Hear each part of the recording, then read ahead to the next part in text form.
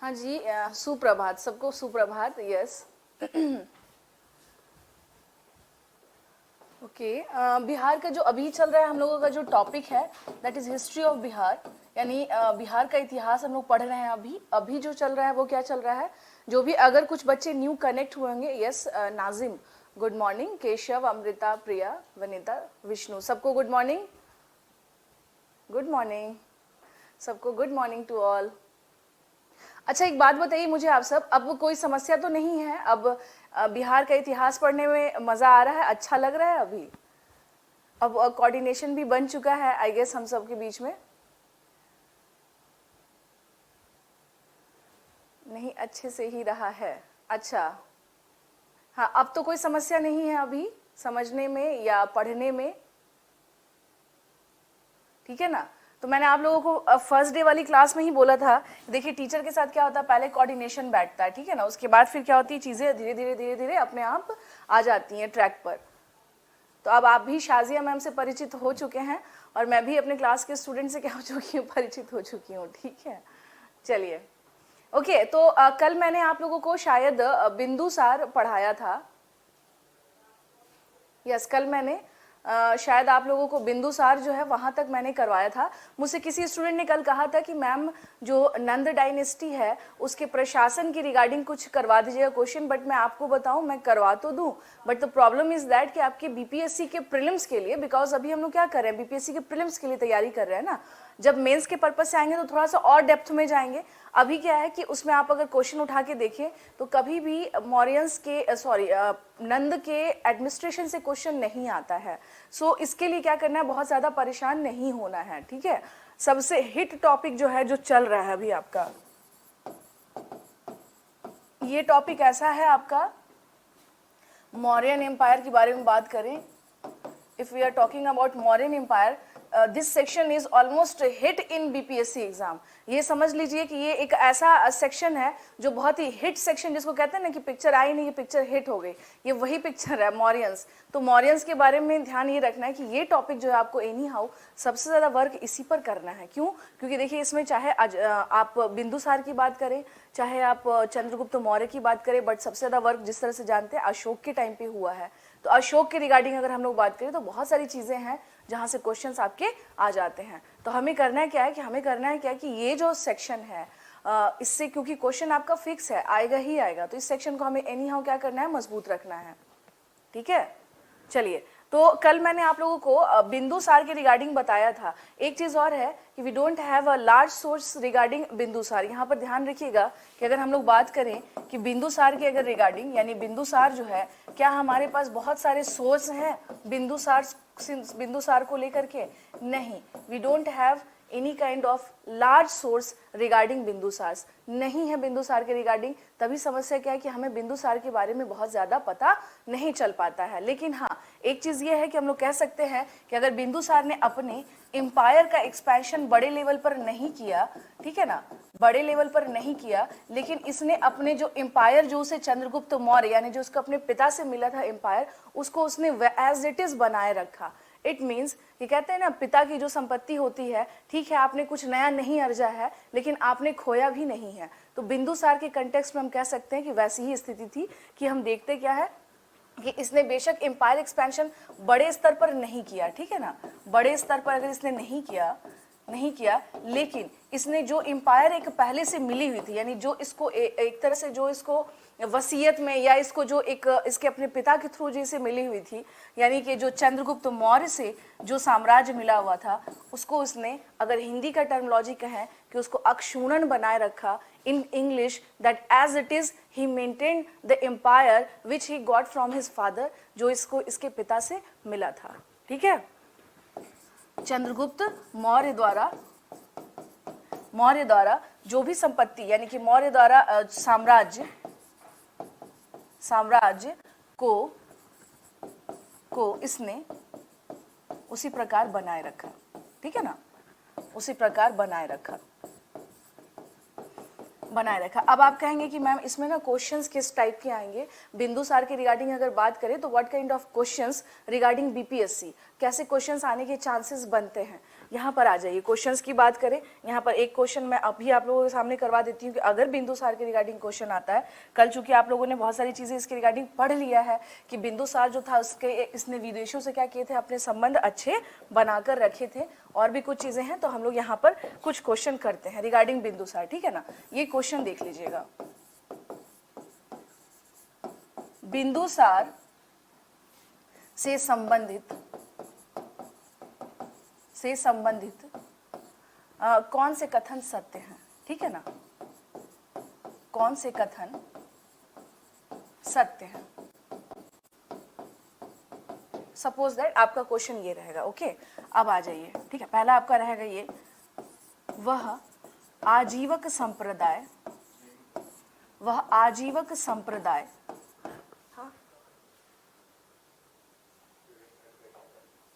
हाँ जी आ जाइए।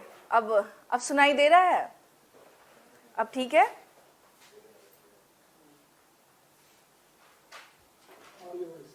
आ रही ना वॉइस, ओके ओके। चलिए, तो यहाँ पर जो क्वेश्चन हम अभी डिस्कस कर रहे थे, दैट बिंदुसार से संबंधित कौन सा कथन सत्य है, या फिर ये रहेगा कि निम्नलिखित में से बिंदुसार से संबंधित कौन सा कथन सत्य है, ठीक है। वह आजीवक संप्रदाय का अनुयायी था। दूसरे पे आ जाए, जो दूसरा है वो ये है कि वह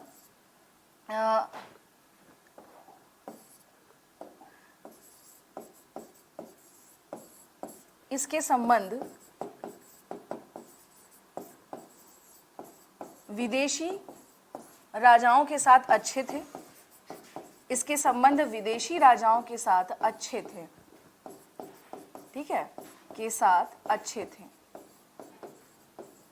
ओके। नेक्स्ट आ जाइए यहाँ पर, अगर तीसरे अगर हम लोग बात करें तो इसके बारे में हम देख रहे हैं क्या कि इसने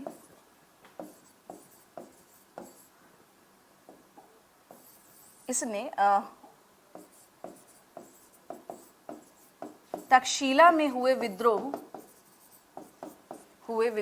नहीं, इसको ये भी नहीं करिए, इसको ऐसा कर दीजिए कि इसके काल में, ये भी नहीं, इसके काल में, यानी इसके टाइम पीरियड में, इसके काल में तक्षशिला में 2 बार विद्रोह हुए, 2 बार विद्रोह हुए, ठीक है। और डी आ जाइए यहाँ पर कि यहाँ पर ये बताना है डी में कि इसके काल में यानी इसके टाइम पीरियड में मेगास्थनीज इसके दरबार में आया था, मेगास्थनीज इसके दरबार में आया था, इसके दरबार में आया था, ठीक है। और ई जैसा जानते हैं आप लोग, जो ऑप्शन है कि इनमें से एक से अधिक, अभी मैं इंग्लिश में ही बोल दूंगी इसे, और इनमें से कोई नहीं,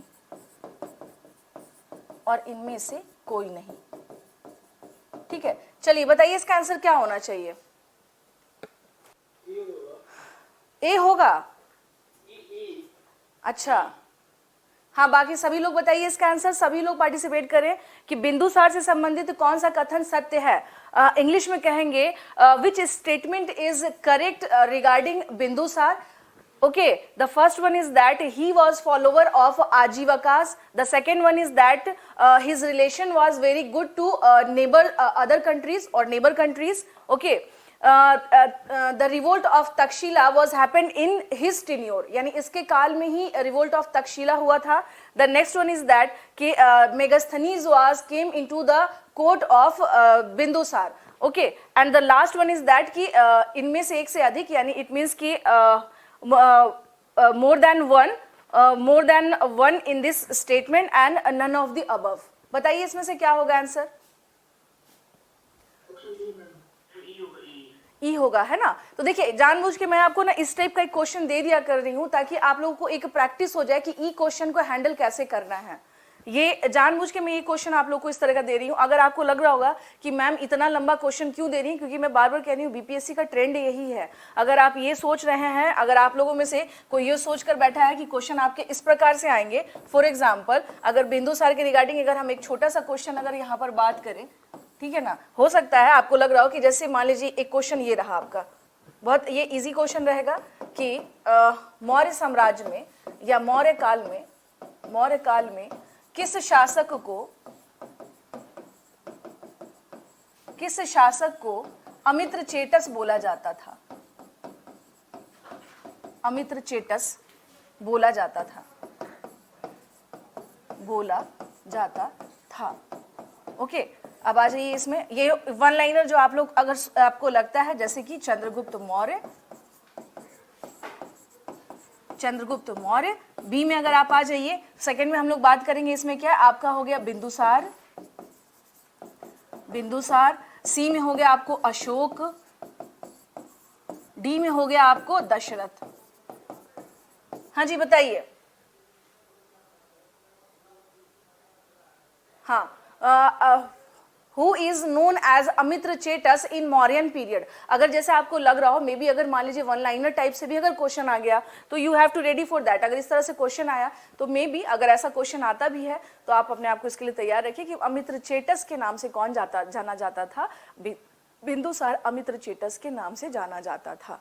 ठीक है, यहाँ पर एक चीज और ध्यान रखना है, जिन लोगों ने भी बी बोला है बिल्कुल सही आंसर है, क्योंकि बिंदुसार को ही क्या कहा जाता था? बिंदुसार को अमित्रचेटस या अमित्रघात बोला जाता था। ध्यान रखिएगा, शायद ये कल पॉइंट रह गया था, तो अगर नहीं लिखा है तो लिख लीजिएगा कि बिंदुसार को यूनानी अभिलेखों में, किसमें? यूनानी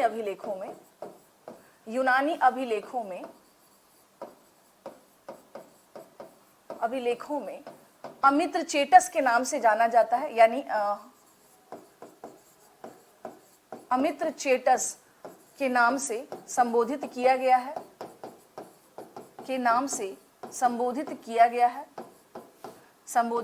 है। अब बात करें हम लोग, ये तो हो गया इसका। अब बात करेंगे कि अगर भारतीय जो साक्ष्य है यानी भारतीय जो एविडेंसेस हैं तो उसमें उसको क्या कहा गया? अमित्रघात कहा गया है।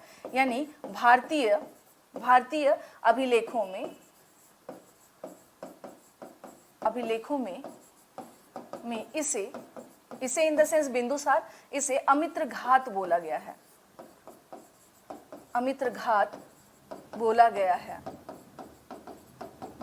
And what is the meaning of, इसका अर्थ क्या होता है? अमित्रघात अर्थ इन द सेंस इसका क्या मीनिंग हुआ? ठीक है, इसका मीनिंग क्या हुआ? What is the meaning of Amitraghata? वह जो शत्रुओं का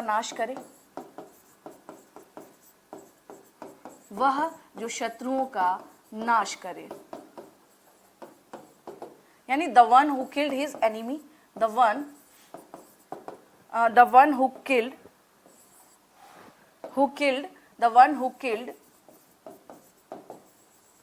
his enemy, वह जो अपने क्या करे? शत्रुओं का नाश करे। ओके, ठीक है, तो ये चीज ध्यान रखना है कि बिंदुसार को क्या बोला गया है? इसको बोला गया है, जो सोर्सेज हैं उसके अकॉर्डिंग उसे क्या बोला गया? अमित्रघात। अमित्रचेटस, ध्यान रखिएगा, अमित्रचेटर इन यूनानी जो एविडेंसेस हैं, चूंकि आपको पहले ही पता है कि इनके संबंध कहाँ से अच्छे थे? यूनान से अच्छे थे।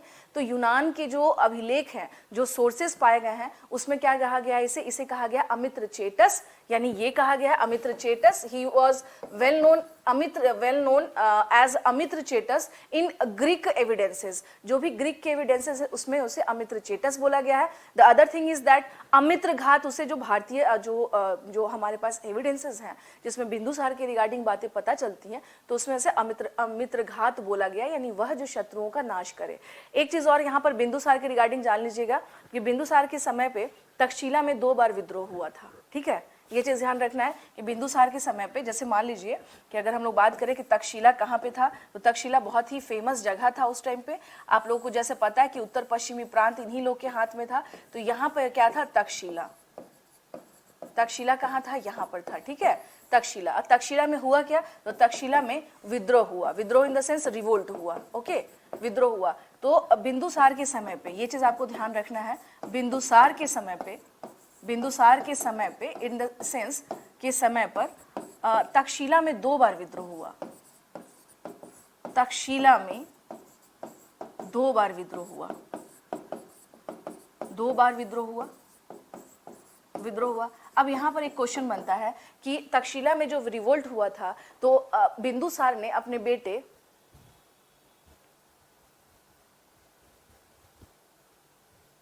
हाँ बिल्कुल केशव, एम्पायर। अब साम्राज्य का कॉन्सेप्ट मैंने आपको पहले ही बताया था कि 2 ही बार आप देखिएगा कि साम्राज्य का कॉन्सेप्ट दिखाई देता है। The first one is in Mauryan जो है किंगडम, उसमें दिखाई देता है, and the second is in Mughal empire. तो 2 ही टाइम पे हम लोग टर्मिनोलॉजी यूज करते हैं, बेसिकली एम्पायर, क्योंकि इन्हीं के समय पर क्या हो रहा है, साम्राज्य का विस्तार हो रहा है।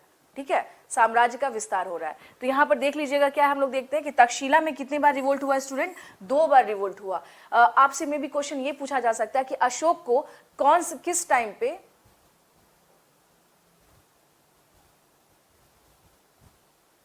अच्छा 12 अंग पूछ रहे हैं विष्णु, यानी कि form tribal to sophisticated society. we can't say like that Keshav, that we are transforming from tribal to sophisticated society. No, at that time period there was also a nature of kingdom. ठीक है ना, a nature of kingdom was also exist in Haryang dynasty as well as Shishunag dynasty, but the condition is that the concept of empire was not we can't see in that kingdom, but after later when Mauryan empire came to throne, जब ये आते हैं then the concept of empire was exist। उसके बाद हम देखते हैं कि साम्राज्य का कॉन्सेप्ट दिखाई देता है। बिंदुसार आशुतोष आजीवक को मानने वाला था, आजीवक संप्रदाय से वो संबंधित था। ठीक है, स्थूल भद्र विष्णु को, एक मिनट रुक जाइए, कुछ बच्चों के डाउट है, पहले उनको क्लियर कर दूं। विष्णु का क्वेश्चन है कि मैम 12 अंग क्या थे। विष्णु 12 अंग जो है ना जैन धर्म से संबंधित, जो समझिए एक चीज समझिए, मैं आपको एक नॉर्मल से एक बात बताती हूँ कि फॉर एग्जांपल जैसे कोई आप कबोर्ड देख लीजिए, ठीक है, उसमें आपने बहुत सारे किताब जो है इधर उधर करके रख दिया है, और लेकिन आपको पता है कि ये सब पढ़ने वाली किताबें हैं, सभी इंपॉर्टेंट है, लेकिन उसको करना क्या है कि वो अभी तक सजे हुए नहीं है, उस फॉर्म में नहीं है। तो ऑलरेडी क्या थे जो इनके यानी कि जैन टेक्स्ट, जैसा कि आप लोग जानते हैं कि ऑलरेडी 24 तीर्थंकर रहे हैं जैन धर्म में। हालांकि महावीर स्वामी के समय पे जैन धर्म बहुत ज्यादा बूम किया, बट ये हम नहीं कह सकते कि उसके पहले पार्श्वनाथ जो है उनका रोल नहीं था, इनकी भी कही हुई बातें थी, संकलित की हुई बातें थी। तो हम देखते हैं कि जैन धर्म में स्पेशली महावीर स्वामी के टाइम पर जो उन्होंने बातें कही, जो दर्शन दी, उन सारी बातें जो अलग जो बिखरे पड़े हुए थे उनको अंग कहा जाता था। उनको ही क्या किया गया, कंपाइल करके उसे, वो पहले पूर्व के नाम से जाने जाते थे, पूर्व उसको कहा जाता था, जब वो कंपाइल हो गए तो 12 अंग के नाम से जाने लगे। ठीक है विष्णु, इज इट क्लियर? जब तक वो कंपाइल यानी संकलित, जैसे मान लीजिए किताब बिखरे पड़े हुए हैं, वो संकलित नहीं है, तब तक वो पूर्व कहला रहे हैं, लेकिन जब उसे हमने कंपाइल कर दिया, संकलित कर दिया, तो आफ्टर दैट हमने उसको अंग कहा, उसको नाम दिया। और इसको इस तरह से मत सोचिएगा कि कोई ह्यूमन बॉडी का कोई पार्ट है। अंग इन द सेंस कि जैनिज्म की टर्मिनोलॉजी है, जैसे आपने आप देखिएगा जिस तरह से बुद्धिज्म में अलग अलग क्या टर्मिनोलॉजी है, जैसे महाधर्म चक्र प्रवर्तन, महाभिनिष्क्रमण, तो सेम उसी तरह से क्या ये टर्मिनोलॉजी है, उसके लिए बहुत परेशान नहीं होना है। ठीक है, हाँ चलिए, तो हम लोग क्या देखते हैं, 2 बार रिवोल्ट हुआ। क्वेश्चन में आपसे बोल रही थी कि इस 2 बार के रिवोल्ट में हम क्या देखते हैं कि अशोक, यानी इसमें से अशोक कौन से रिवोल्ट को सप्रेस करने जाता है, in which revolt Ashoka suppressed Taxila revolt, यानी कौन सा रिवोल्ट में, in first one or is it in second one, पहले वाले विद्रोह में या फिर दूसरे वाले विद्रोह में। तो अगर हम लोग देखेंगे तो पहले वाले विद्रोह में जो है अशोक जाता है, सेकेंड वाले विद्रोह में बिंदुसार का जो एक और बेटा था सुसीम, वो जाता है। तो वो ध्यान रखना है। चलिए यहाँ पर इसको मैं बता देती हूँ, ये आप लोगों ने लिख लिया होगा। ठीक है, तो हम लोग क्या देखते हैं, जो विद्रोह हुआ, तो विद्रोह में क्या देखते हैं, यहाँ पर देख लीजिएगा 2 विद्रोह, मैंने क्या बताया, तक्षशिला में विद्रोह हुआ, जो पहला विद्रोह हुआ। हो सकता है कि आप लोगों को अलग अलग किताबों में ये दिखे कि फर्स्ट विद्रोह में क्या, सेकंड विद्रोह में अशोक चला गया था, तो गलत है वो। अगर कहीं भी आप लोग देख रहे हैं तो ध्यान दीजिएगा, पहला विद्रोह में कौन जाता है, इसका पुत्र अशोक जाता है, इसका पुत्र अशोक जाता है। कौन जाता है, अशोक जाता है। ठीक है, और सेकंड वाला यानी जो दूसरा विद्रोह हुआ, तो इसमें कौन जाता है, इसका पुत्र सुसीम जाता है, सुसीम जाता है, सुसीम जाता है, फर्स्ट वाले में कौन जाता है, अशोक जाता है, ठीक है ना। तो ये चीज ध्यान रखना है। और हाँ, सुसीम जो है इसको भूलिएगा मत, क्योंकि इसी का बेटा था निग्रोध, उसका कई जगह नाम मिलेगा आपको, कई जगह निग्रोध इसका नाम मिलता है। ये जो सुसीम का जो बेटा था, इसी से इंस्पायर्ड होकर बाद में अशोक जो है क्या करता है, बौद्ध धर्म अपनाता है। बौद्ध धर्म अपनाने के पीछे का एक बहुत बड़ा कारण था सुसीम का पुत्र, जो ऑलरेडी क्या हो गया था, अशोक ने सुसीम की हत्या की थी। ध्यान रखिएगा, सुसीम की हत्या किसने की थी, अशोक ने। हत्या किसने की थी, अशोक ने, ठीक है ना, किसने की थी, अशोक ने। तो चूंकि उस टाइम पे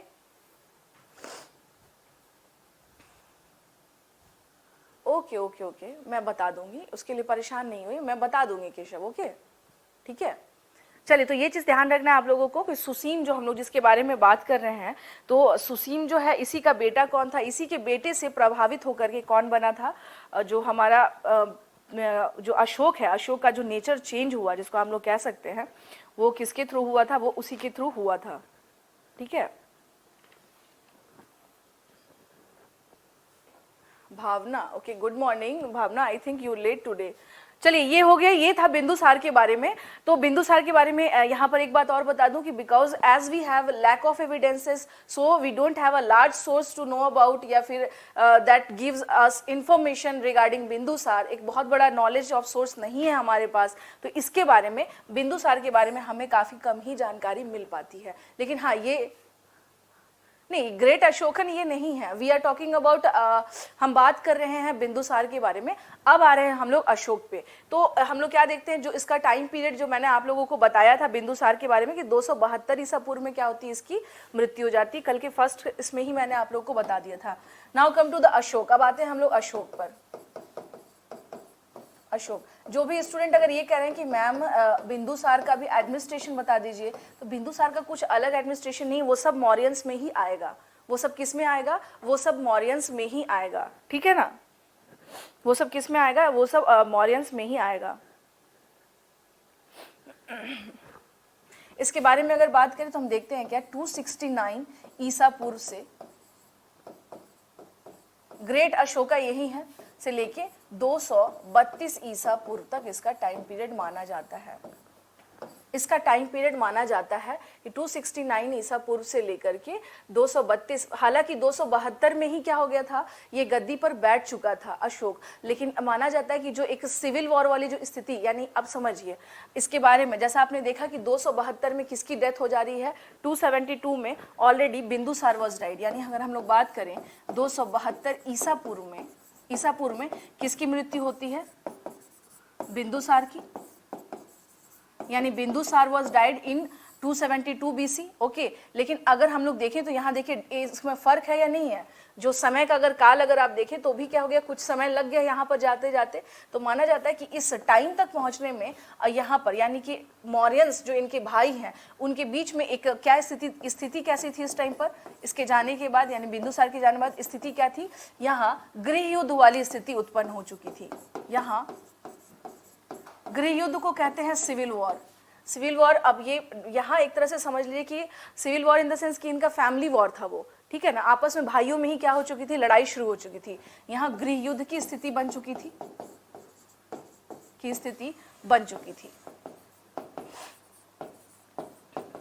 थी, इसीलिए अशोक को क्या हो गया, समय लग गया। जबकि 272 में ही हम क्या देखते हैं, बिंदुसार की डेथ हो गई थी। तो हम लोग क्या देखते हैं, गृह इन द सेंस की अशोक और उसके भाइयों के बीच द्वंद्व,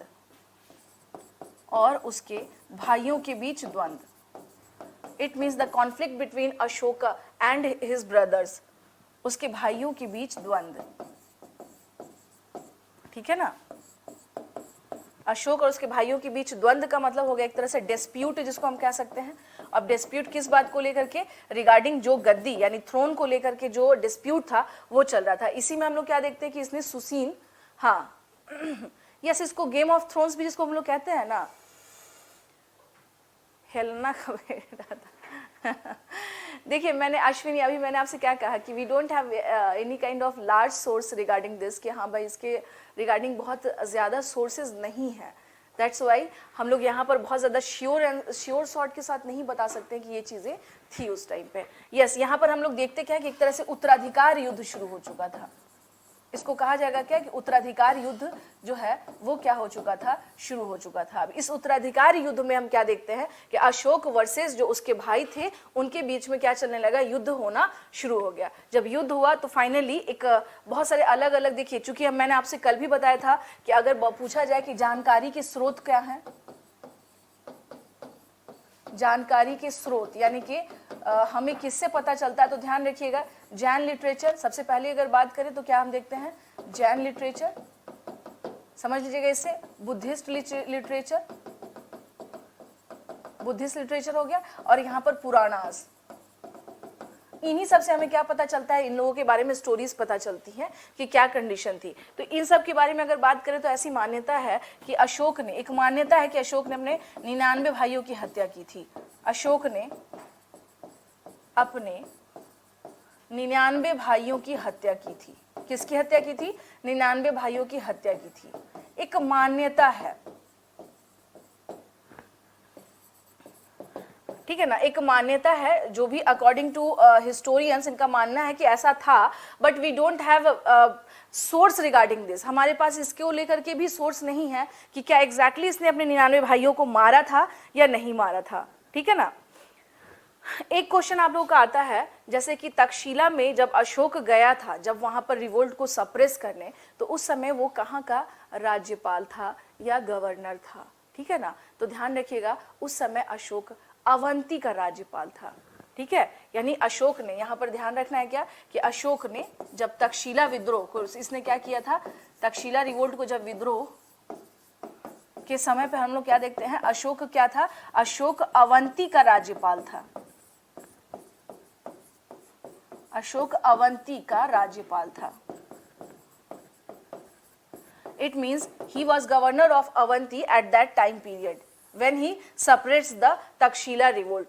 When Ashok suppressed the Takshila revolt at that time period, हाँ वॉर ऑफ सक्सेशन कह सकते हैं हम लोग, ये सारी चीजें हैं गद्दी को लेकर के जो युद्ध चलता है एट द टाइम when क्या कहते हैं, at the time period of Takshashila revolt Ashok was governor of Avanti. वो कहाँ का गवर्नर था, अवंती का गवर्नर था। तो ये सब चीजें क्या करनी है, थोड़ी सी ध्यान रखने, क्योंकि छोटी छोटी चीजें हैं जो आपको क्या कर सकती हैं, एज अ क्वेश्चन आपको कहीं ना कहीं से परेशान कर सकती हैं, या हो सकता है आप इसको भूल जाए। तो इसको यहाँ पर करना क्या है कि देखिए, जैसे कहते हैं ना कि अभी 66 BPSC आया हुआ है, इसमें से बहुत सारे, आप में से बहुत सारे ऐसे लोग होंगे जिनको लग रहा होगा कि ये गोल्डन अपॉर्चुनिटी है, हम क्यों नहीं इसे भुना, हम क्यों नहीं इसमें सिलेक्शन ले, क्या पता अगला आए ना आए। हो सकता है आपके मन में भी ऐसा चल रहा हो। आपने सुना होगा एक टर्मिनोलॉजी होता है गोल्डन अपॉर्चुनिटी, इसका मतलब ही होता है सुनहरा अवसर। तो जस्ट लाइक दैट कि अशोक के लिए भी तक्षशिला विद्रोह एक उसी तरीके का अवसर क्या हुआ, साबित हुआ कि इसने वहां पर जब जाके ये सप्रेस कर देता है, तो बिंदुसार को एक तरह से क्या हो गया था, फेथ हो चुका था कि मेरे बेटों में इसी में वो क्वालिटी है जो क्या कर सकता है, मेरे साम्राज्य को आगे ले जा सकता है। तो जस्ट वही बात है, आपके सामने गोल्डन अपॉर्चुनिटी 66 BPSC है, अशोक के सामने तक्षशिला का विद्रोह था, ठीक है। इस तरीके से क्या किया कीजिए, अगर भूल जाएं आप लोग वहां पर अगर एग्जाम में, तो ध्यान रखिएगा कि मैम ने क्या बताया था, ठीक है।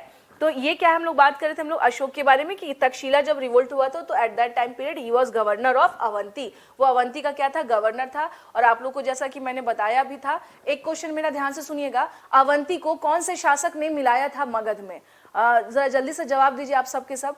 अवंती को कौन सा ऐसा शासक था मगध का, मैंने मौर्यंस नहीं पूछा है, अवंती का, हाँ जी बताइए, अवंती का कौन सा ऐसा शासक था, नहीं अवंती नहीं, मगध का कौन सा ऐसा शासक था जिसने अवंती को मिला लिया था, जल्दी बताइए।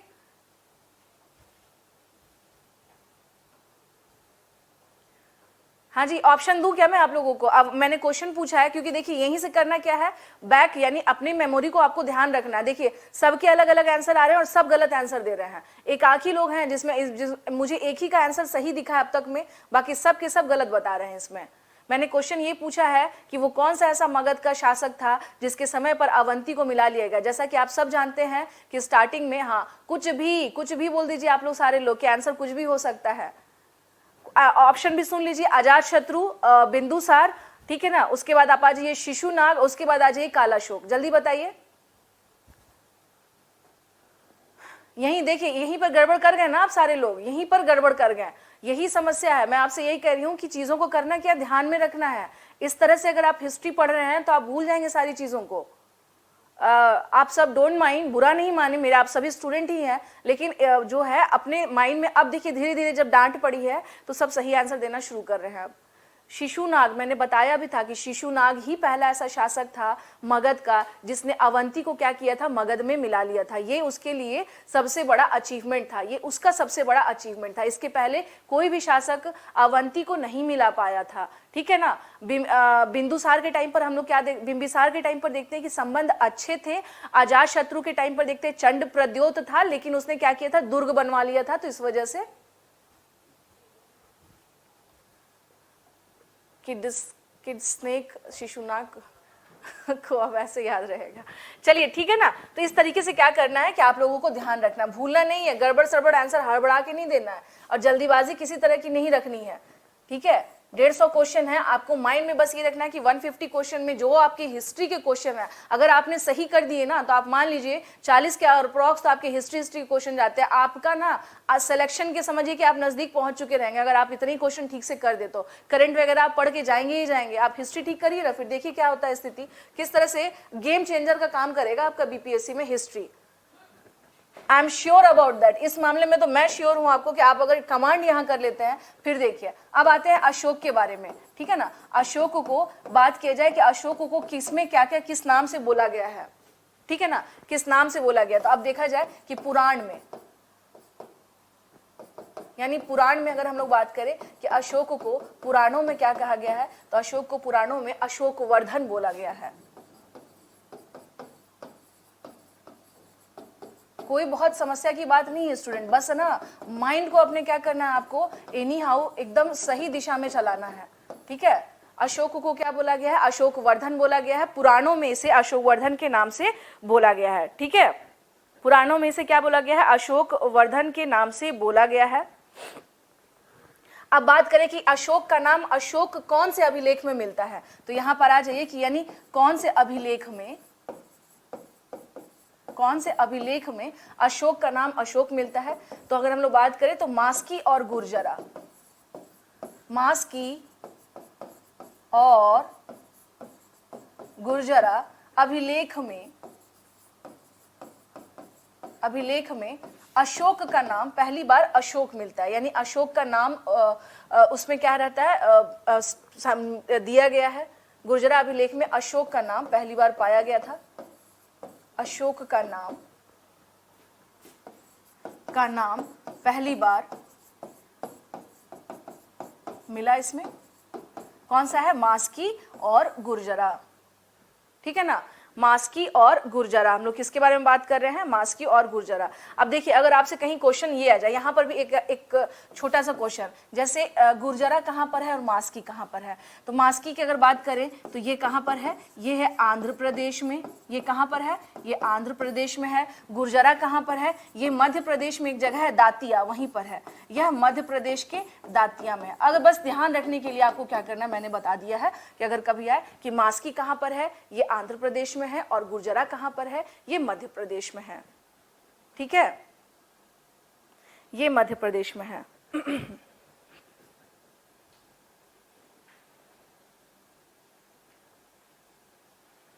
चलिए इसके बाद अगर हम लोग बात करें कि एक क्वेश्चन बहुत बार आया हुआ है बीपीएससी में, अगर आप देखिएगा तो बीपीएससी का एक फेवरेट क्वेश्चन है, वो ये है कि कौन सा ऐसा शासक था जो अपने आप को देवनाम प्रियदसी के नाम से बुलाता है। देख लीजिएगा, अशोक, यस, अशोक स्वयं को, यानी अपने आप को स्वयं को, अशोक स्वयं को अपने अभिलेखों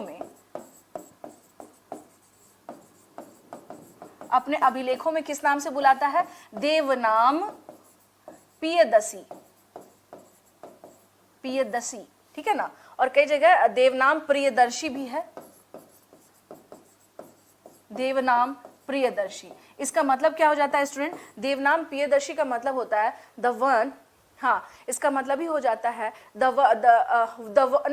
one who is beloved of God, यानी वो जो कि ईश्वर को भी प्यारा है। इसका अर्थ क्या होगा, अगर अर्थ की बात करेंगे, इसका अर्थ होता है वह जो ईश्वर को प्यारा हो, जो ईश्वर को प्यारा हो, the one who is beloved of God, जो कि बिलव्ड का मतलब ही हो जाता है प्यारा, ठीक है। तो beloved of God it means Devanam Piyadasi. English medium वाले समझ लीजिएगा, बिलव्ड ऑफ गॉड इसका मतलब ही हो गया the one who is beloved of God, ठीक है, who is beloved of God, ये वह जो कि क्या हो, बिलव्ड ऑफ गॉड, यानी जो ईश्वर को भी प्यारा हो। और वो कौन है, वो है हमारे अशोक, सम्राट अशोक। तो ध्यान रखना है कि अशोक ने अपने ही अभिलेख में, एक चीज और है उस समय का ना, एक टेंडेंसी और समझ लीजिएगा कि जो भी शासक हुआ करते थे वो कभी भी अपने आप को गिरा करके या अपने आप को बहुत डाउन टू अर्थ नहीं जा सकते हैं। अगर कोई शासक उस लेवल पर गया है तो आप देखिएगा इतिहास गवाह रहा है कि उसको उस तरीके का तरजीह नहीं मिला है। फॉर एग्जाम्पल मैं आपको बता दूं, अगर यहाँ ज्यादा दूर जाने की जरूरत नहीं है, मध्यकाल में औरंगजेब के बारे में आप लोगों ने पढ़ा होगा, ठीक है। एक तरफ तो वो डिस्ट्रक्टर है, वो ध्वंस करता है, लेकिन उसके साथ एक जो उसके बारे में बात की जाए तो लैविश लाइफ नहीं जीता था वो। एज अ किंग, राजा के तौर पर वो कभी भी बहुत महंगे जो है अपने आप को शो करना उसने नहीं किया था। उसके बारे में माना जाता है कि उसने वो जो कुरान शरीफ को होता है उसे सिल करके या उसको बेच करके, कई बार उससे ही वो पैसा जो अर्जित होता था उससे वो काम चलाता था, बहुत डाउन टू अर्थ। तो आपको मैं बता दूं कि इतिहास में ना ऐसे शासकों के लिए बहुत जगह नहीं रहती है। वो शासक जो अपने बारे में जब तक अपनी बखान ना करवाएं, जो बहुत ज्यादा हाँ, वैसे शासक जो अपने आप को बहुत ज्यादा बखान ना करवाएं या अपने बारे में बहुत बढ़ा चढ़ा कर ना बोले। जैसे आप देखिएगा गुप्तकाल की बात करें तो गुप्तकाल में आप देखिएगा कि जितने भी शासक हैं वो अपने नाम को देवताओं से जोड़ना शुरू कर देते हैं। तो ये लोगों के बीच में एक मैसेज दिया जाता है कि आपका किंग जो है वो नॉर्मल पर्सन नहीं है, वो शासक बना है। क्यों? क्योंकि भगवान की इच्छा है तभी वो शासक बना है। इस बात को आपको ध्यान में रखना होगा कि यहाँ पर जो मैटर करता है कि अगर शासक कोई है तो शासक खुद से नहीं है, ईश्वर की इच्छा है तभी वो शासक है, ठीक है ना। ईश्वर की इच्छा थी तभी वो क्या है, शासक बना था। तो इसलिए जो भी आप देखिएगा कि इस तरह के जो भी शासक हमें आप देखते हैं वो अपने आप को क्या करते हैं, वो बढ़ा चढ़ा के लिखते भी थे। तो अगर अशोक की बात करें तो यहाँ बढ़ा चढ़ा की बात नहीं, ये क्या है कि एक तरह से, क्योंकि इसके पहले कोई शासक यूज नहीं कर रहे हैं, अशोक यूज कर रहे हैं इस टर्मिनोलॉजी को, तो ये लोगों को बताना होता है ना कि आपका जो किंग है, वो राजा है, वो अलग है, ठीक है। वो जो आपका राजा है वो क्या है, अलग है। अब देखिए इसके बारे में अगर हम लोग बात करें, अशोक के बारे में अगर हम लोग बात करें, ठीक है, कि इसमें अब नेक्स्ट हम लोग आते हैं कि अशोक के लाइफ का जो टर्निंग पॉइंट रहा।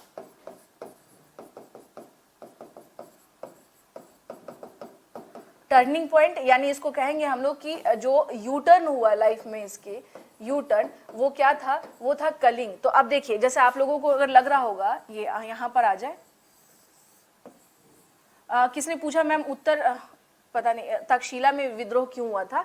देखिए अगर मगध एम्पायर यहाँ पर है, समझिए अगर मगध एम्पायर यहाँ पर है और यहाँ पर क्या है आपका उत्तर पश्चिम है, तो कई बार क्या होता है कि जो क्षेत्र दूर होते हैं वहां पर क्या होता है, कंट्रोल करना मुश्किल हो जाता है, वहां अक्सर क्या हो जाते हैं, विद्रोह हो जाते हैं। इनफैक्ट आप कोई भी कंट्री की जो इस तरह की जो सीमा है, फ्रंटियर एरिया, आप अक्सर देखिएगा वो डिस्टर्ब रहता है, किसी भी देश का आप देख लीजिए। तो उसी तरीके से क्या था उस टाइम पे भी, जैसे आप वहां पे भी हम क्या देखते हैं कि उस टाइम पे भी क्या था स्थिति कि मेन शासक यहाँ पर और ये क्या है दूर है, तो विद्रोह तो होगा ही होगा।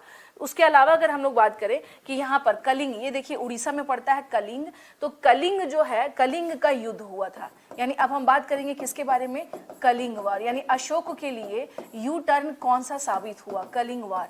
कलिंग वार इन द सेंस कलिंग युद्ध।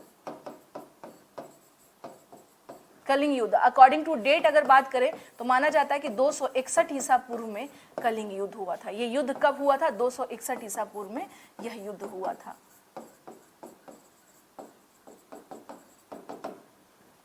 एक चीज ध्यान रखना, महापद्म नंद ने क्या किया था, कलिंग को मिला लिया था मगध में। लेकिन इसके बाद अगर हम लोग बात करें तो चंद्रगुप्त मौर्य में भी माना जाता है कि ऐसा कोई समस्या नहीं थी। लेकिन हाँ, समय समय के साथ में भी वहां के कुछ जो क्षेत्रीय शासक थे वो अपने आप को क्या करने लगे थे, स्वतंत्र घोषित करने लगे थे। तो सेम कंडीशन यहाँ पर क्रिएट होती है कलिंग के मामले में। यहाँ अगर हम बात करें कलिंग में तो इसके विद्रोह का कारण क्या बना, अगर ये पूछे कि इसके विद्रोह का कारण क्या रहा, ठीक है ना, विद्रोह का कारण क्या क्या रहा, तो विद्रोह का कारण ये था कि यहाँ के क्षेत्रीय शासक का विद्रोह कर देना, यानी कि क्षेत्रीय शासकों का स्वयं को स्वतंत्र करना, स्वतंत्र इन द सेंस कि हमने घोषित कर दिया, स्वतंत्र करना, इट मीन्स कि now I am free from the supremacy of Mauryans. मैंने अपने आप को क्या किया। हाँ, एक चीज और है, यहाँ पर बहुत सारे स्टूडेंट पूछ रहे हैं कि मैम कलिंग का इस टाइम पे शासक क्या था। तो अगर बात करें तो देखिए अभी भी ना कोई एविडेंसेस नहीं है, बस ये पता है कि कलिंग का युद्ध हुआ था, कोई साक्ष्य नहीं मिल पाता है कि इस टाइम पे एग्जैक्टली राजा कौन था। कहीं कहीं पर नाम आता है कि नंदराज यहाँ का कोई राजा था, कहीं कहीं पर वी हैव सम एविडेंसेस कि हाँ नंदराज था, but we are not sure about that Keshav कि वहां पर यस। अगर देखिए अब यहाँ पर बात की जाए कि कलिंग की राजधानी, अगर आपको लोगों को जानना है कि मैम कलिंग की राजधानी क्या थी, राजधानी क्या थी, तोसली, ठीक है ना, तोसली, इसकी राजधानी क्या थी, तोसली, ठीक है। तो इस तरह से ध्यान रखना होगा कि कलिंग का युद्ध हुआ 261 ईसा पूर्व में, अशोक ने इस युद्ध को लड़ा, माना जाता है कि लगभग 1 लाख के आसपास, यानी ये जो युद्ध हुआ, मैंने आपसे क्या कहा कि यहाँ पर ना एविडेंसेस नहीं है, एविडेंसेस इन द सेंस कि कौन सा शासक था, बट हाँ एक अनुमान है कि नंदराज नाम का एक शासक था। कलिंग का युद्ध हुआ था, इसके बारे में हमें हाथी गुम्फा अभिलेख से भी क्या मिलती है, जानकारी मिलती है, यानी इसका सोर्स क्या है, इसके बारे में जानने का सोर्स क्या है।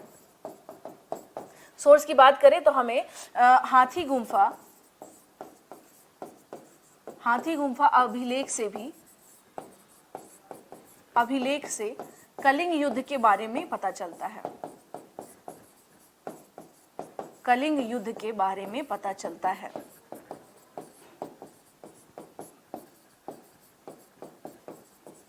कौन सा अभिलेख है, हाथी गुम्फा अभिलेख है, जिसे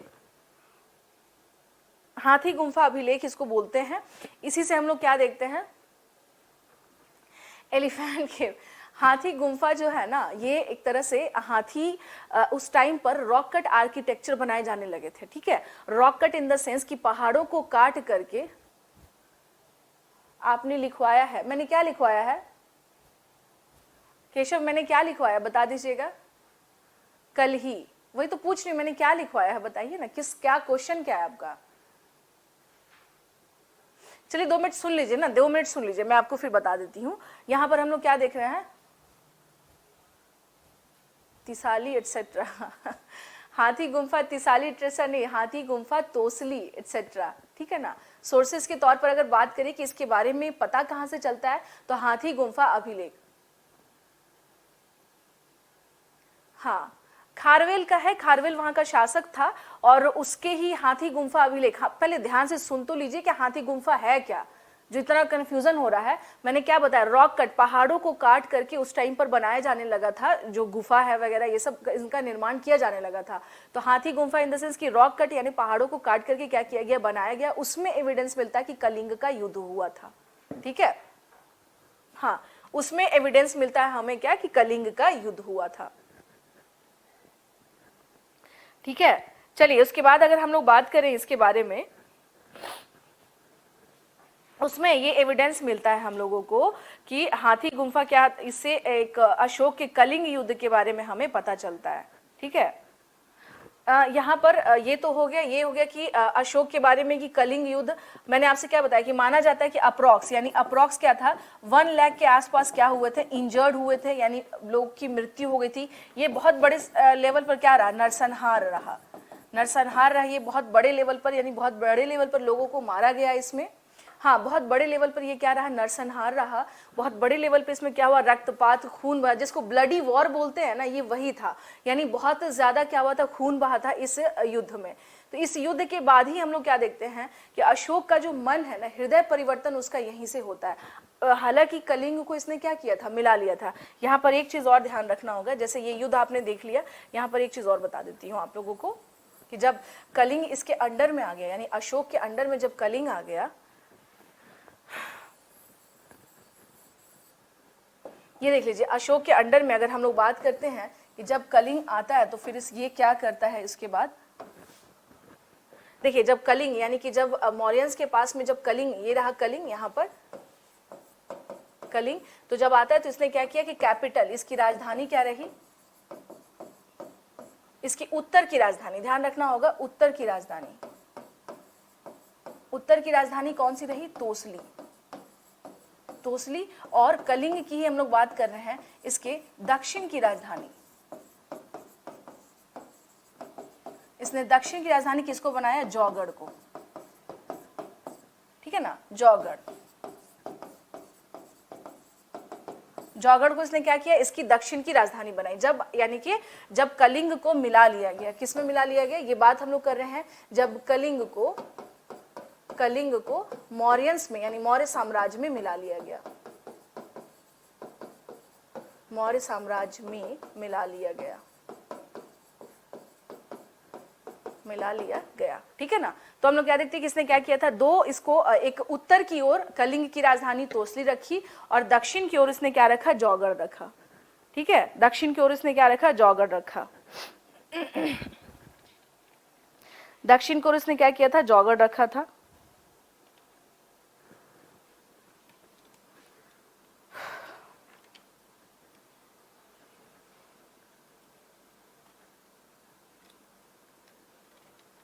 तो ये अगर हम लोग बात करें कि ये जो था यानी कि स्पेशली कलिंग युद्ध जो था ये इसके लिए काफी निर्णायक क्यों रहा? क्योंकि इसी के बाद क्या करता है अशोक जो है, इस युद्ध के बाद जैसे उसे खुद लगा कि आखिर इतना रक्त बहाने का फायदा क्या, क्योंकि बहुत सारी जो महिलाएं हैं वो क्या हो गई थी? विधवा हो गई थी, बहुत सारे बच्चे मारे गए थे, बहुत बड़े लेवल पर क्या हुआ था? खून बहा था लोगों का।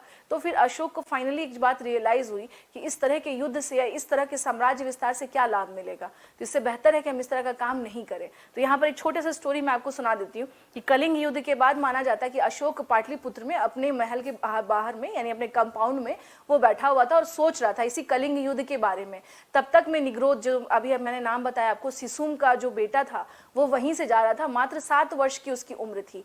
तो वो बौद्ध भिक्षु था, वो वहां से जब गुजर रहा था तो अशोक ने बोला कि ये कौन है बालक जो यहाँ से जा रहा है और निर्भीक होकर जा रहा है, इसे ये भी नहीं लग रहा है कि ये सम्राट का महल है और यहाँ से हम कैसे जाएं। तो उसको उसने बुलाया, बोला आप इधर आओ यहाँ पर।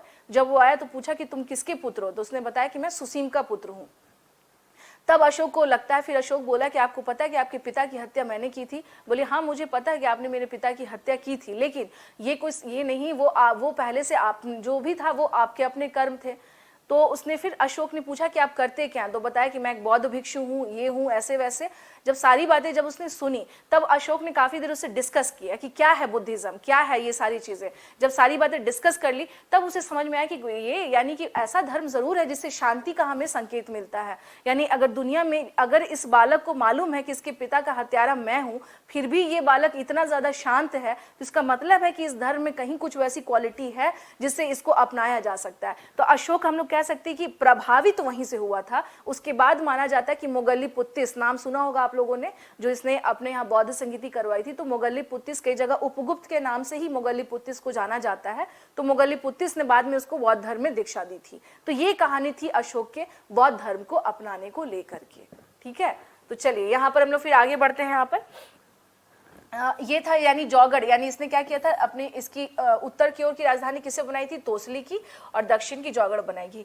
यहाँ पर ना एक पॉइंट रह गया, जैसे अशोक के पिता का तो पता है, माता के बारे में अगर बात किया जाए, इसको भी लिख लीजिएगा, मदर के बारे में अगर, हाँ एक पॉइंट ये रह गया था, छूट गया था कि अशोक की मदर के बारे में हम लोग बात करें तो हम लोग क्या देखते हैं कि महाबोधि वंश में उसकी माता का नाम धम्मा बताया गया है। महाबोधि वंश में इसकी माता का नाम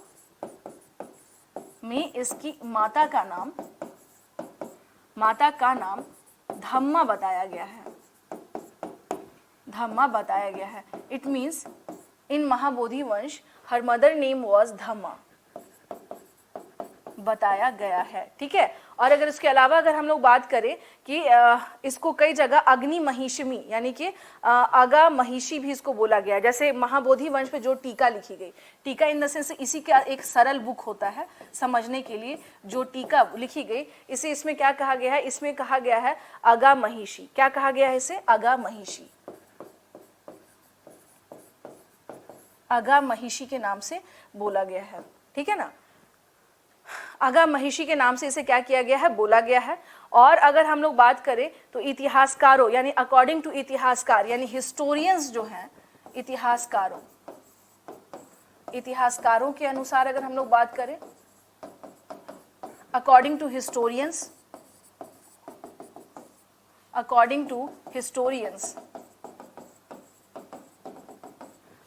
की अगर हम लोग बात करें तो इसका नाम क्या है? सुब्रधांगी।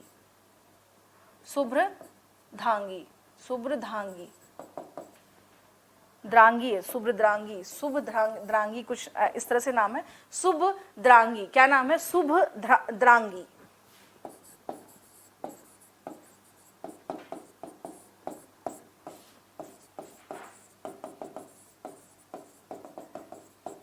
शुभद्रांगी, यानी कि इतिहासकारों ने, यानी जिन्होंने जो भी जितने भी हिस्टोरियंस हैं, इन लोगों ने जो अपने रिसर्च किए इसके अकॉर्डिंग इन्हें क्या नाम मिला है अशोक की मदर का। तो एक सबसे परफेक्ट माना है कि शुभ्रधांगी जो थी ये अशोक की मदर थी। बट महाबोधि वंश में इनकी माता का नाम क्या मिल रहा है, अशोक की धम्मा, और अगामहिषी भी इन्हें बोला गया है, इस नाम से भी इन्हें जाना जाता है। तो ये अशोक के मदर के बारे में हम लोग यहाँ पर, ये एक पॉइंट रह गया था इसलिए मैंने ये पॉइंट आप लोगों को बता दिया है।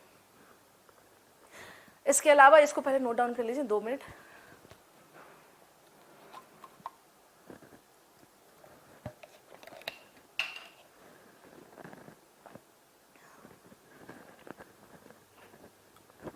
ठीक है, उसके अलावा देखिए हम लोग बात करें अब यहाँ पर, उसके अलावा अगर हम लोग बात करें, अब देखिए अब यहाँ पर आते हैं कि अशोक को आखिर हम लोग कैसे जानते हैं कि क्या इसने काम किए थे। तो देखिए इसने 2 काम किए। अशोक के जो कार्य की बात करें, अशोक के कार्य की बात करें, द वर्क इसने जो काम करवाए थे, ठीक है ना। तो एक क्या देखते हैं हम लोग, शिलालेख,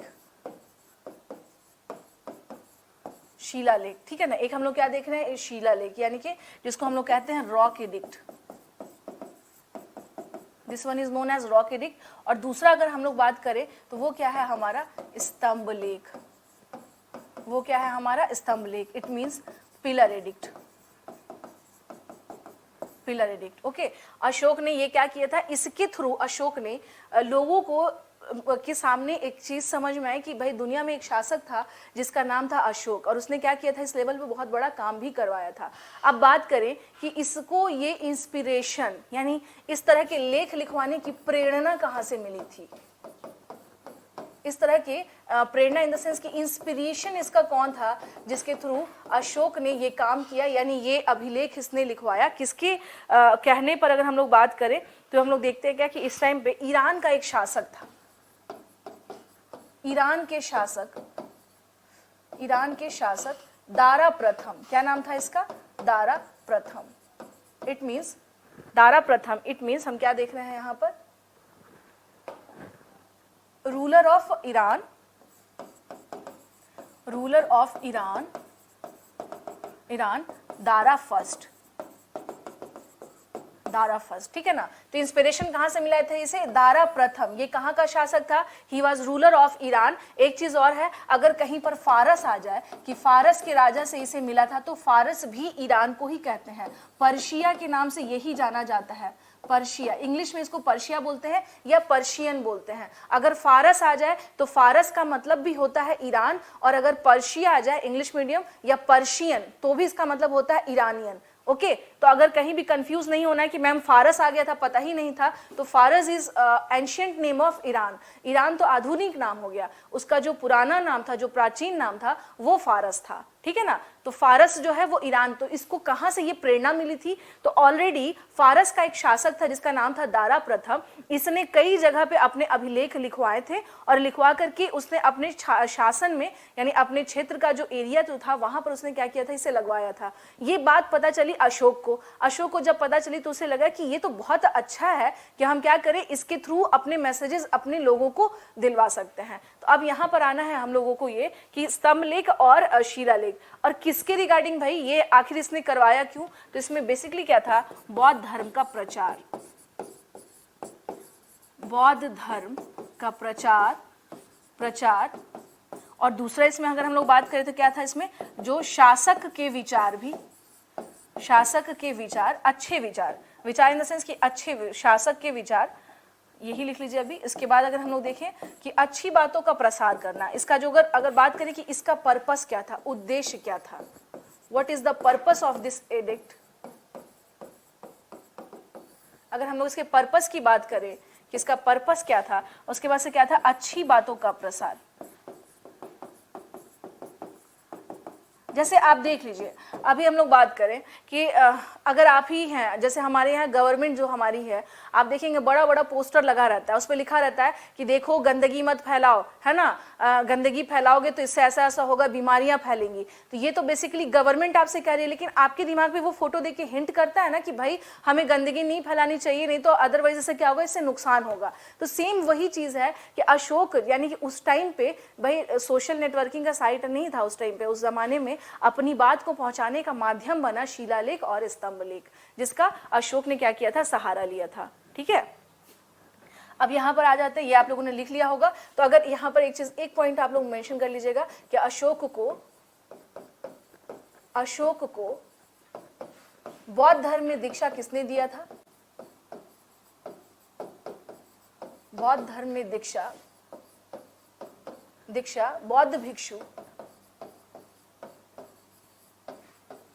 बौद्ध भिक्षु उपगुप्त ने दिया था। उपगुप्त ने दिया था। और ये जो उपगुप्त है, माना जाता है कि यही उपगुप्त कौन था? मोगल्लीपुत्तिस था। यही उपगुप्त मोगल्लीपुत्तिस के नाम से जाना जाता था, मोगल्ली, ठीक है ना, मोगल्लीपुत्तिस के नाम से यही जाना जाता था। मीन्स अगर उपगुप्त है तो इसको आप लोग कई जगह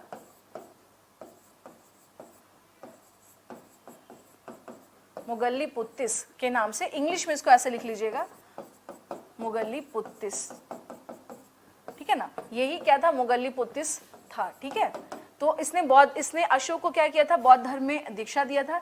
और इसके बाद हम लोग क्या देखते हैं कि अशोक जो है बौद्ध धर्म के जो मुख्य बातें हैं उसका प्रचार प्रसार करने में लग जाता है। ठीक है, इसके बाद हम लोग क्या देखते हैं? इसके बाद अशोक बौद्ध धर्म के प्रचार में लग जाता है। बौद्ध धर्म के प्रचार में लग जाता है, प्रचार में समय बिताता है। ठीक है ना, बौद्ध धर्म के प्रचार का कार्य किया इसने, बौद्ध धर्म के प्रचार का कार्य किया। अब देखिए, यानी उसी से, यानी कि ये जो बौद्ध धर्म है ना, इसी से निकल के आया है धम्मा, या यही कई जगह आपको धम्म के नाम से मिलेगा। यानी बौद्ध धर्म से ही क्या निकला है? धम्मा। ठीक है ना, धम्मा जो है वो बेसिकली निकला कहां से है?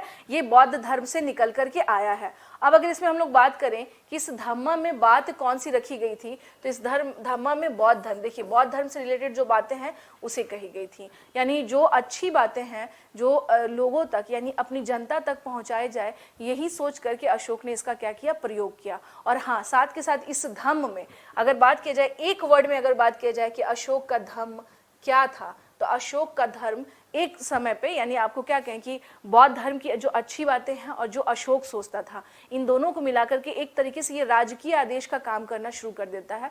एक अच्छी बातें जो लोगों तक, एक सोशल मैसेज, यानी एक सोशल मैसेज, ठीक है ना, सोशल मैसेज, इसको हम कह सकते हैं एक सामाजिक संदेश देने का कार्य करता है क्या? धम्मा।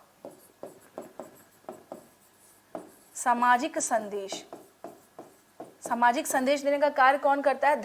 धम्म जो है वो किस तरीके से रोल प्ले करता है? सामाजिक संदेश, सामाजिक इन द सेंस कि किस तरह से समाज में जो चीजें हैं उसको ठीक से रखा जाए और किस प्रकार से राजा आपका क्या सोचता है, इन सारी बातों को अशोक ने क्या किया था? इसे बताया था। ठीक है, इन सारी बातों को अशोक ने क्या किया था? इसे बताया था। ठीक है, तो इसके बाद हम लोग क्या देखते हैं, यहाँ पर कुछ चीजें और हैं जो इम्पॉर्टेंट है, जो जैसे आपको मैं बता दूं इसमें कि अशोक के रिगार्डिंग अगर हम लोग बात करें तो कुछ बातें और हैं अशोक में। ठीक है ना, अब जैसे बात करें कि अशोक की पत्नी, ये तो धम्मा हो गया, एक जगह अशोक की पत्नी, यानी इसकी पत्नी के नाम को अगर हम लोग बात करेंगे तो आप लोगों ने सिर्फ करुवाकी के बारे में नाम सुना होगा कि अशोक की वाइफ कौन थी। हम लोग बात करें अशोक की पत्नी। ठीक है, अशोक की पत्नी कौन थी, यानी हु वाज अशोक की वाइफ कौन थी? देखिए 2-3 सोर्सेज हैं। ठीक है ना, 2-3 सोर्सेज में हम लोग क्या देखते हैं कि यहाँ पर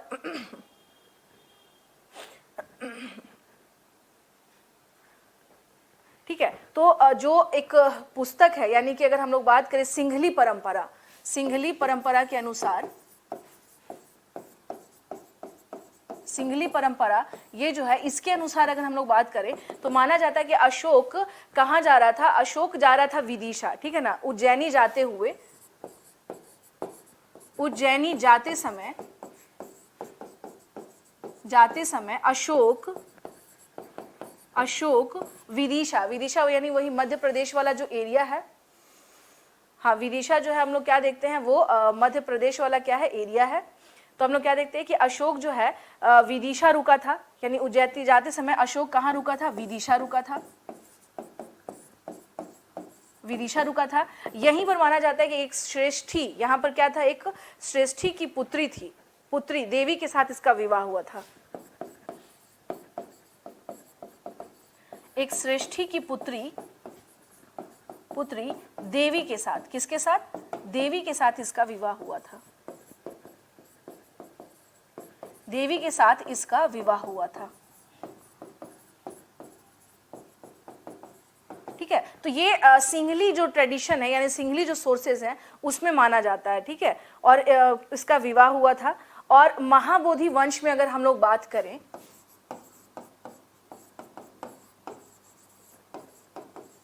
महाबोधि वंश में अगर हम लोग बात करें कि महाबोधि वंश में क्या बताया गया है, अशोक की पत्नी का नाम, तो अब महाबोधि वंश में इसकी पत्नी का नाम वेदिश महादेवी मिलता है। महाबोधि वंश में इसकी पत्नी का नाम वेदिश महादेवी, वेदिश महादेवी मिलता है, ठीक है ना, क्या मिलता है, वेदिश महादेवी। महाबोधि वंश में इसकी वाइफ का नाम, his wife name was Vedish Mahadevi, okay, his wife name was Vedish Mahadevi. और अगर हम लोग बात करें कि अशोक के कोई ऐसे एविडेंस जिसमें उसकी पत्नी का नाम मिलता हो, तो देखिए जो अशोक का अगर हम लोग बात करें यहाँ पर, हाँ अगर हम लोग बात करें इसमें, तो अशोक के जो वेदिश महादेवी है, माना जाता है कि इसी की पुत्री थी, कौन, संघमित्रा और राहुल जो है इसी के पुत्री थे, यानी पुत्र और पुत्री, वेदिश महादेवी की पुत्री संघमित्रा, जिसको श्रीलंका भेजा था इसने बौद्ध के प्रचार के लिए, संघमित्रा, और राहुल इसका पुत्र था। ये वेदिश महादेवी के ही क्या थे, राहुल, जो सन हुआ यानी कि जो पुत्र हुआ उसका नाम क्या था, राहुल, और जो पुत्री हुई यानी डाउटर जो हुई इसका नाम क्या था, संघमित्रा, ठीक है। अगर और उसके अलावा अगर हम लोग बात करें तो सिर्फ और सिर्फ इसका एक ही ऐसा जो हमारे पास जो एविडेंस है, ठीक है ना, इसका सिर्फ एक ही ऐसा एविडेंस है जिसमें हम लोग क्या देखते हैं, जिसको कहा जाता है क्या कि इसमें रानी के बारे में क्या है पता चलता है, ठीक है ना, उसको हम लोग क्या देखते हैं, सिर्फ एक ही है जिसको हम लोग कहते हैं अशोक का जो प्रयाग अभिलेख है, यानी कि यहां पर आ जाइएगा, अशोक के प्रयाग अभिलेख में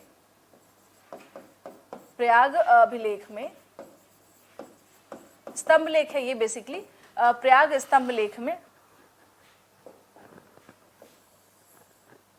अशोक के प्रयाग स्तंभ लेख में इसकी रानी का नाम कारुवाकी मिलता है, इसकी रानी का नाम कारुवाकी मिलता है,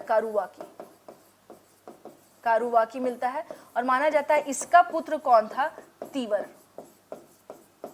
तीवर क्या था, इसी का पुत्र था। तो एक ऐसा एविडेंस अगर बात करें कि अशोक का कोई एक ऐसा एविडेंस जिसमें उसकी रानी के बारे में पता चलता है, जो स्वयं अशोक के थ्रू अगर कहीं पे मिलता है, तो वो रानी कारुवाकी। इसीलिए जो प्रयाग स्तंभ लेख है इसको इसी कारण हम लोग क्या देखते हैं, इस स्तंभ लेख को रानी का अभिलेख भी कहा जाता है। इसी कारण इस स्तंभ लेख को रानी का अभिलेख भी कहा जाता है। क्या कहा जाता है? That's why this pillar edict was also known as Queen Edict. इसको Queen Edict के नाम से भी जाना जाता है। इसे क्वीन एडिक्ट के नाम से भी जाना जाता है। That's why this pillar edict was known as queen edict. इसको रानी का अभिलेख के नाम से भी जाना जाता है, ठीक है ना। इसे किस नाम से जाना जाता है? रानी के अभिलेख से भी जाना जाता है, ठीक है। सुसीम के पुत्र का नाम था निग्रेजा।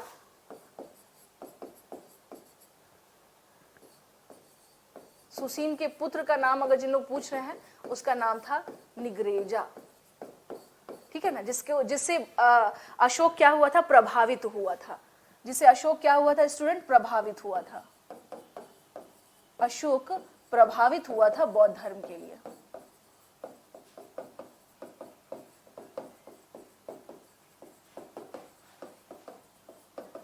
ठीक है ना। इससे अशोक क्या हुआ था? बहुत प्रभावित हुआ था बौद्ध धर्म के लिए। चलिए इसमें अब और चीज मैं बता देती हूँ। जैसे अशोक की वाइफ के बारे में बात करें तो सिंघली जो परंपरा है, यानी जो अकॉर्डिंग टू सिंघली टेक्स्ट, अगर हम लोग इसको इंग्लिश में लिखेंगे अकॉर्डिंग टू सिंघली टेक्स्ट, अगर हम लोग बात करें टेक्स्ट, तो हिज वाइफ नेम वाज, यहाँ पर हम लोग देख लेते हैं कि इसकी वाइफ का नाम क्या था?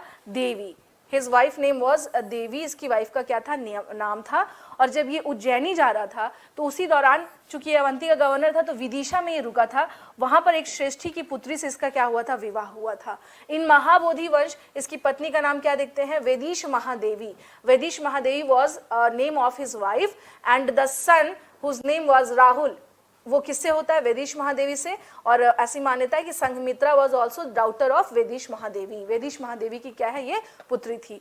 नेक्स्ट यहाँ पर आ जाए कि अगर बात की जाए कि अशोक का कोई ऐसा अभिलेख है जिसमें अशोक की वाइफ का नाम मिलता है, तो सिर्फ एकमात्र अशोक का प्रयाग स्तंभ लेख है जिसमें कि उसकी पत्नी कारुवाकी का नाम उसमें ऑलरेडी मेंशन है। और ये कारुवाकी कौन थी? कारुवाकी का बेटा था तीवर, ध्यान रखना है। और इसीलिए इसमें रानी का नाम होने के कारण इसे क्वीन एडिक्ट भी कहा जाता है और इसे रानी का अभिलेख भी कहा जाता है।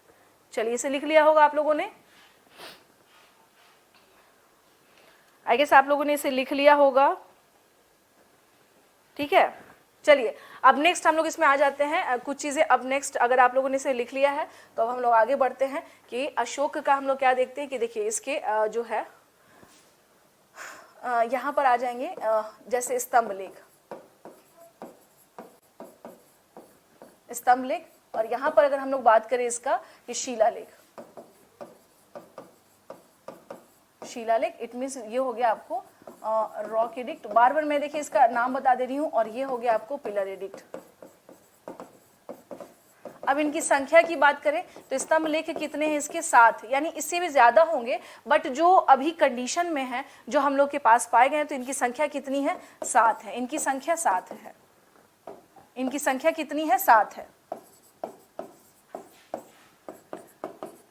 इनकी संख्या 7 है। अब इसके बारे में बात करें शिलालेख के बारे में, तो इसकी संख्या कितनी है? इसकी संख्या 14 है, 14 है। कितनी है? 14 है। यानी रॉक एडिक्ट कितने पाए गए हैं? 14। ऐसा नहीं बहुत ज्यादा होगा, बट कंडीशन में जो हम लोगों को मिले हैं वो कौन से हैं? वो 14 है और ये 7 है जो हम लोगों को मिले हैं, जो हम लोग पाए हैं, या जो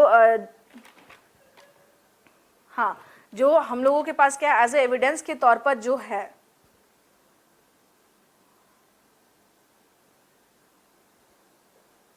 ठीक है, एविडेंस के तौर पर अगर हम लोग बात करें तो इसकी संख्या कितनी है? इसकी संख्या है 7 है। ठीक है,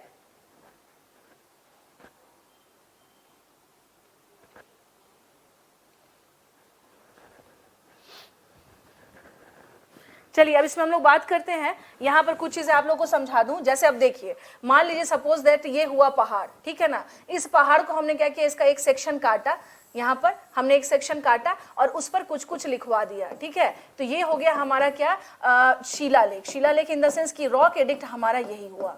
ठीक है ना, रॉक एडिक्ट क्या होगा? यही होगा। रॉक एडिक्ट क्या होगा? ये। अब बात करें स्तंभ लेख, ये देख लीजिए इस तरह से। ठीक है ना, कई जगह पे आप देखिएगा जो स्पेशली अगर हम लोग बात करें तो इसमें शायद मैंने सीधा बना दिया, नहीं रुक जाइए।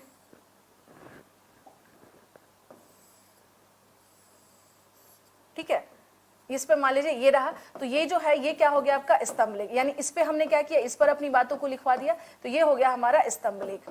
जो लोग नहीं देखे हैं समझ लीजिएगा कि यही है, यानी स्तंभ का मतलब हुआ कि हमने एक पत्थर लिया, इसको बेसिकली कहा जाता है मोनोलिथिक।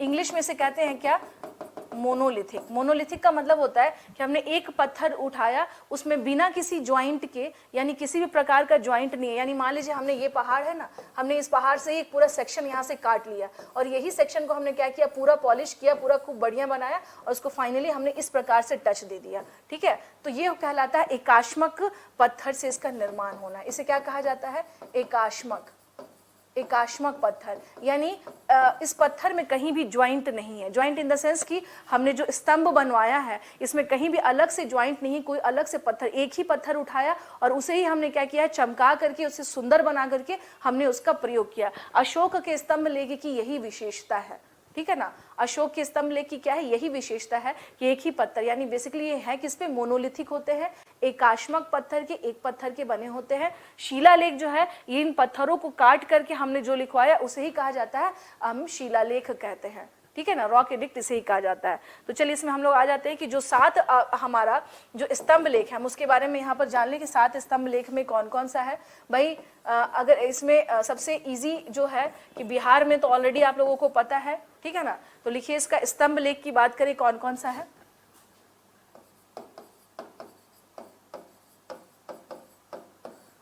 पिलर एडिक्ट के बारे में हम लोग क्या कर रहे हैं, यहाँ पर बात कर रहे हैं। जैसे दिल्ली टोपरा, अभी मैं बता दूंगी ये है क्या, ठीक है, दिल्ली टोपरा, दिल्ली टोपरा हो गया। उसके अलावा बात करेंगे दिल्ली मेरठ, दिल्ली मेरठ। उसके बाद हम लोग बात करेंगे लौरिया नंदनगढ़,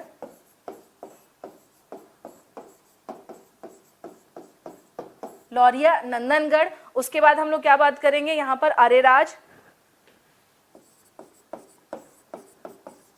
हाँ जी, चलिए मुझे जरा एक बात बताइए आप सब कि बिहार में जो स्तंभ लेख है अशोक के वो कितने हैं।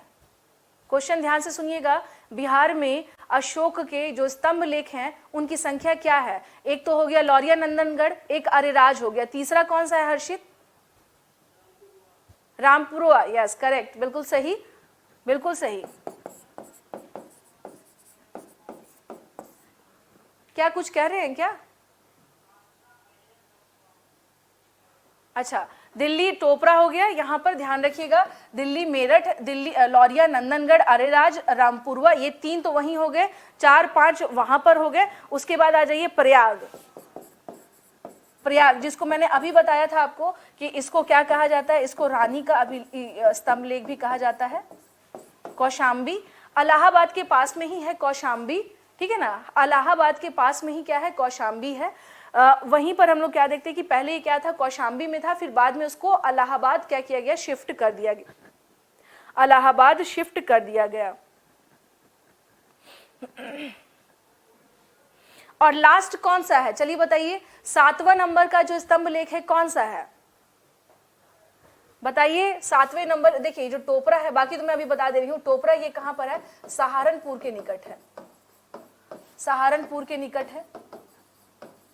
बताइए भाई लास्ट कहां पर है, और ये जो है मेरठ, यानी कि ये तो मेरठ में है। तो ये दोनों को किसने, दिल्ली सल्तनत के शासक, इस दोनों को दिल्ली सल्तनत के शासक, दिल्ली सल्तनत का शासक था कौन, फिरोज शाह तुगलक के द्वारा, इसको FST के नाम से भी शॉर्टकट में लोग बोलते हैं, फिरोज शाह तुगलक के द्वारा, तुगलक के द्वारा दिल्ली लाया गया था, दिल्ली लाया गया था। इट मीन्स कि देखिए ध्यान रखना, टोपरा इन द सेंस ये पहले टोपरा में था, बाद में दिल्ली ले आया गया। मेरठ इन द सेंस ये पहले मेरठ में था, बाद में दिल्ली ले आया गया। और ये लाया किसने था, ये सल्तनत कालीन शासक फिरोज शाह तुगलक, सल्तनत कालीन शासक फिरोज शाह तुगलक जो है वो क्या करता है, इसे ले करके आ जाता है, ठीक है ना। सल्तनत कालीन जो शासक है वो क्या करता है, इसे ले आता है कहां पर। आप लोगों के लिए ना मैं एक क्वेश्चन छोड़ रही हूं आज, ताकि कल के लेक्चर में आप लोग क्या करिए मुझे बताइए। मैं आप लोगों को क्वेश्चन ये दे रही हूँ कि आपको बताना है 7वें नंबर वाला पिलर कहाँ पर है। ये क्वेश्चन है कल के लिए, अभी गूगल नहीं करना है, ध्यान से सुन लीजिए। ये नहीं कि मैम गूगल देखें फटाफट बता दिए, ठीक है। ये क्वेश्चन दिया है मैंने आप सबको, कल आप लोग मुझे बताइएगा कि 7वां जो उसका स्तंभ लेख है अशोक का वो कहाँ पर है, ठीक है ना। ये क्वेश्चन है आप लोगों के लिए। प्लीज अभी गूगल मत कर लीजिएगा कि मैम फटाफट आंसर देना है, गूगल निकाला है धड़ाधड़ बताया, मैम मुझे तो पता है। ये काम नहीं करना, मैं पहले ही बता दे रही हूँ। ये करना क्या आपको करना ये है, कल बताना है। कल 7वां अभिलेख जो स्तंभ लेख है वो आप लोग कल ढूंढेंगे, क्योंकि इसमें इतनी जल्दी आप लोग सही जगह नहीं पहुंच सकते हैं। ये टफ है, 7वां टफ है, इसलिए मैंने ये क्वेश्चन आप लोग को दिया है। चलिए, तो ध्यान रखना है क्या कि दिल्ली टोपरा, टोपरा कहाँ पर है, सहारनपुर के पास था। यहां से उठा करके दिल्ली कौन ले आया, फिरोज शाह तुगलक, ठीक है। यहाँ पर अब उसके बाद देखते हैं कि दिल्ली मेरठ, मेरठ इन द सेंस ये पहले कहाँ था, मेरठ में था। इसको उठाकर दिल्ली कौन लाता है, फिरोज शाह तुगलक। उसके बाद लौरिया नंदनगढ़ जो कि कहाँ पर है, लौरिया जो है पश्चिम चंपारण में है, बेतिया के पास है, ठीक है। अरेराज और रामपुरवा, ये देखिए ये चीज ध्यान रखना है। ये जो है ना लौरिया, ये हो गया बिहार के पश्चिम चंपारण में, बिहार के पश्चिम चंपारण में। अरेराज और रामपुरवा ये बिहार का कहां पड़ता है, ये हो गया पूर्वी चंपारण। ये कहां पर हो गया, पूर्वी चंपारण, पूर्वी चंपारण, ओके। अरेराज और रामपुरवा बिहार में कहां पर है, पूर्वी चंपारण में, यानी कि इसका मतलब हो गया ईस्ट चंपारण।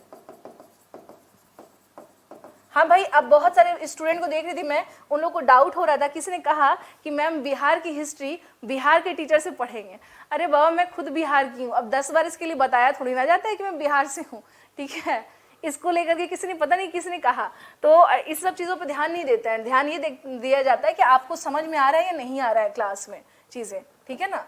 तो पश्चिम चंपारण, तो ये ध्यान रखना है कि वेस्ट चंपारण में कौन सा है, लौरिया नंदनगढ़। अरेराज रामपुरवा वो कहाँ पर है, पूर्वी चंपारण में है। प्रयाग अगर बात कर रहे हैं तो ये कहाँ पर है, इलाहाबाद के, सॉरी अब तो इसका नाम प्रयागराज ही हो गया, अब तो इलाहाबाद भी नहीं लिख सकते, प्रयागराज इसका नाम है, यानी कि इलाहाबाद के पास में।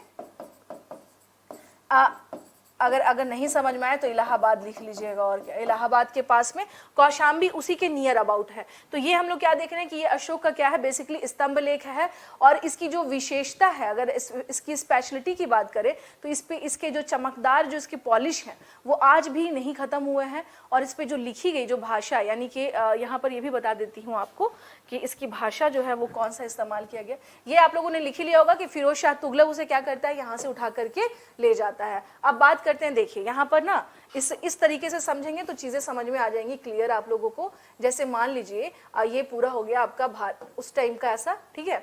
अब या इसको इस तरीके से करिए, पूरा पश्चिम उत्तर दक्षिण, ये हो गया मौर्यन साम्राज्य। अब बात करेंगे कि जो अशोक के अभिलेख हमें जो मिले हैं वो किस किस भाषा में मिले हैं, ठीक है। तो यहाँ पर आपको ध्यान रखना होगा कि अशोक के अभिलेख जो है वो देख लीजिए, अरामाइक, अभी मैं क्षेत्र भी बता दूंगी, अरामाइक में मिले हैं, ठीक है। खरोष्टी भाषा में मिले हैं, खरोष्टी भाषा में मिले हैं।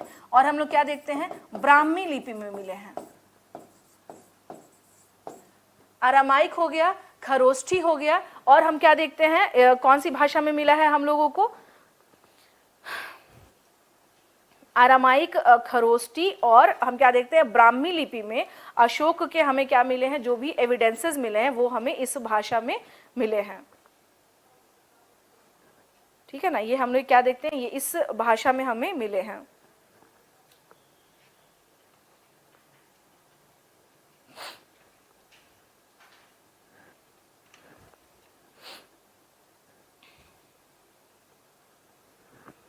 ठीक है ना। अरामाइक इन द सेंस ये आ जाएगा ग्रीक अरामाइक, ठीक है ना, ग्रीक अरामाइक, ये ग्रीक अरामाइक, खरोष्ठी और ब्राह्मी लिपि। अब बात करेंगे अशोक का के जो एविडेंसेस मिले हैं वो अलग अलग क्षेत्रों में किस तरह से मिले हैं, तो ये चीज ध्यान रखना है हम लोगों को।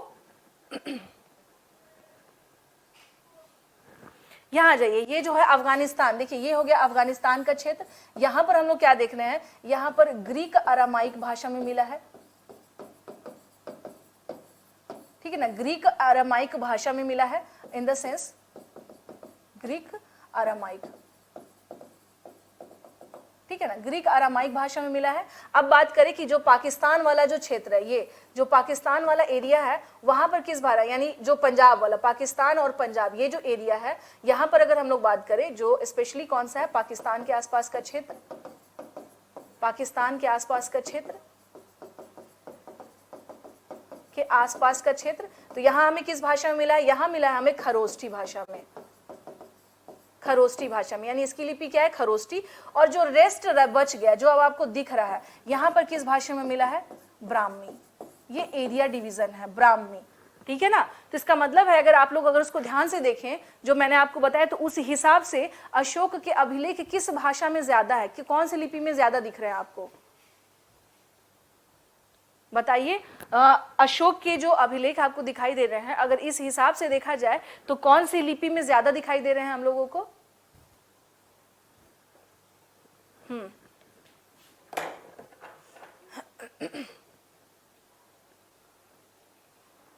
हाँ बिल्कुल, इससे आप लोग अंदाजा लगा सकते हैं कि ब्राह्मी लिपि जो है, हम लोग क्या देख रहे हैं कि इसमें जो है सबसे ज्यादा ब्राह्मी लिपि में ही क्या दिखाई दे रहा है? अशोक के हमें एविडेंसेस दिख रहे हैं।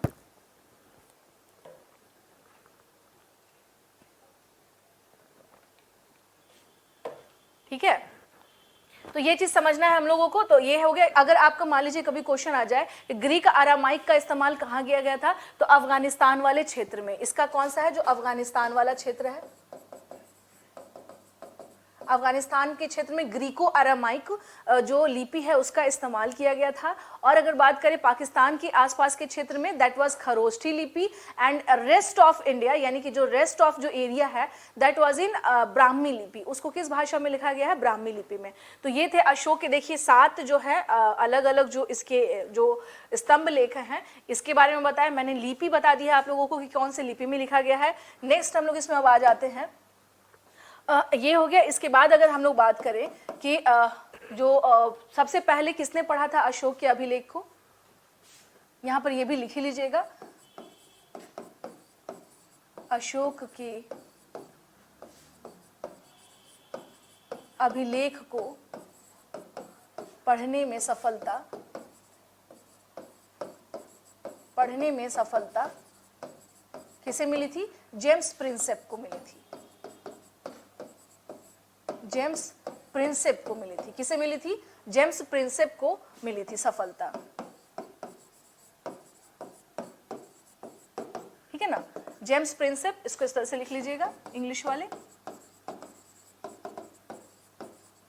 James Prinsep. ठीक है ना, जेम्स प्रिंसेप ने क्या किया था? अशोक के जो अभिलेख है उसको सबसे पहली बार किसने पढ़ा था? उसको सबसे पहली बार जेम्स प्रिंसेप ने पढ़ा था। हाँ जी, मुझे बताइएगा, चलिए मुझे एक बात बताइए, जेम्स प्रिंसेप ने कब पढ़ा था इसे? 1837 में, 38 में, 39 में और 40 में? हाँ जी, जेम्स प्रिंसेप ने इस लिपि को कब पढ़ा था? 1837 में, 38 में, 39 में या 40 में? हाँ,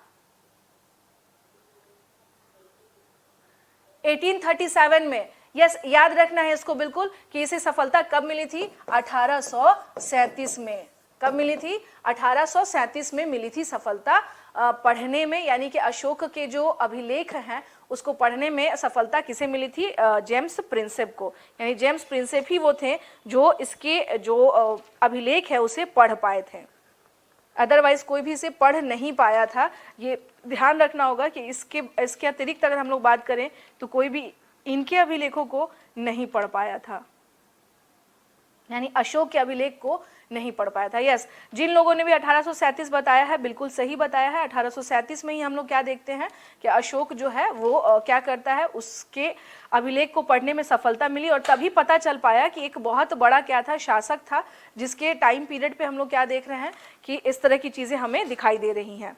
ठीक है, अब हम लोग नेक्स्ट इसमें बात करते हैं। देखिए ये तो 7 अभिलेख तो हम लोगों ने पढ़ लिया, 14 एडिक्ट हमें पढ़ना नहीं है, ध्यान देना है। जो अशोक के, अब यहां पर आ जाए, अशोक के 14 शिलालेख के 14 शिलालेख।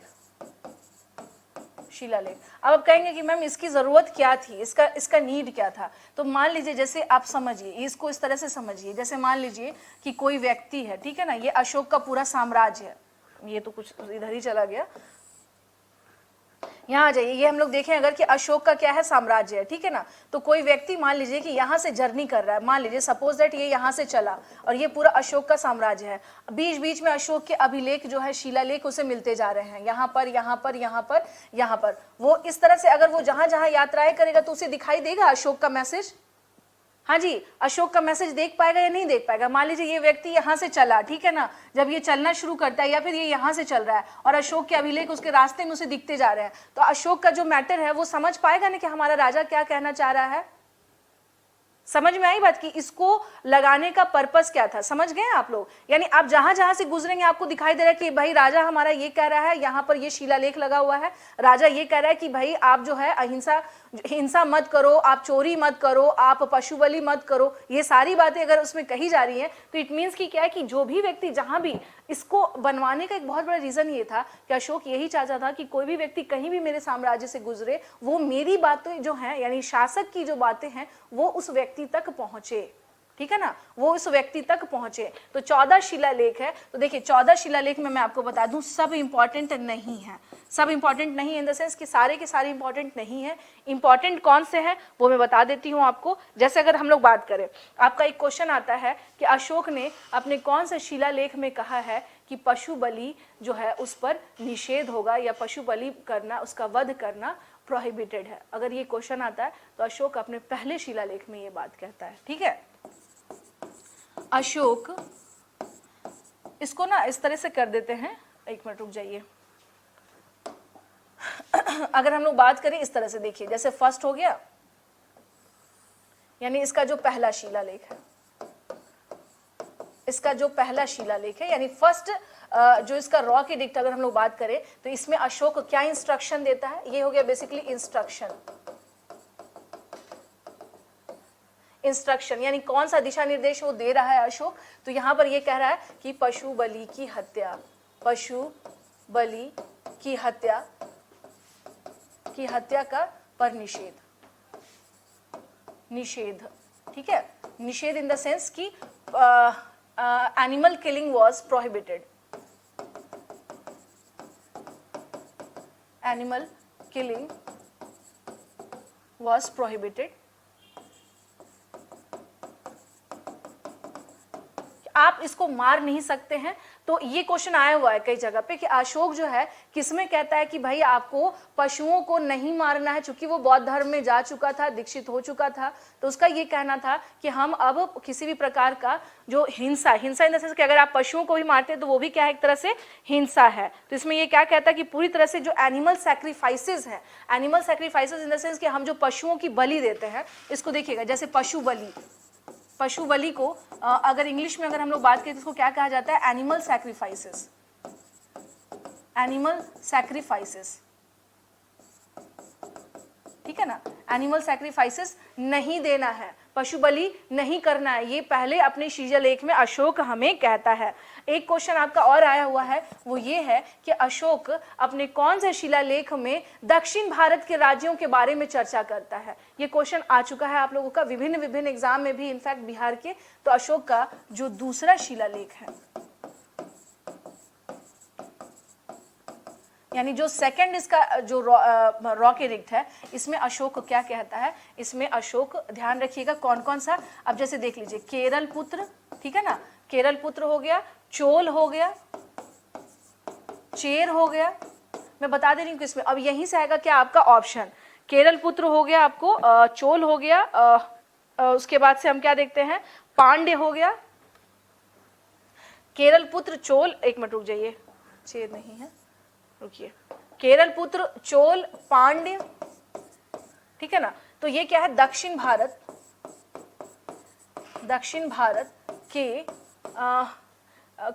भारत के ये राजतंत्र हैं, दक्षिण भारत के राजतंत्र के बारे में बताता है। अब आप सुन लीजिए, अब आपका यहाँ पे अगर पूछा जाए कि इसमें क्वेश्चन किस तरीके से बात, पांड्य, ये पांड्य है, अगर पूछा जाए कि अशोक जो है, एक क्वेश्चन आप लोगों का आ चुका है, क्वेश्चन ये आया है, यहाँ पर देख लीजिएगा, क्वेश्चन इसके रिगार्डिंग आ चुका है कि अशोक ने निम्नलिखित में से कौन से दक्षिण भारतीय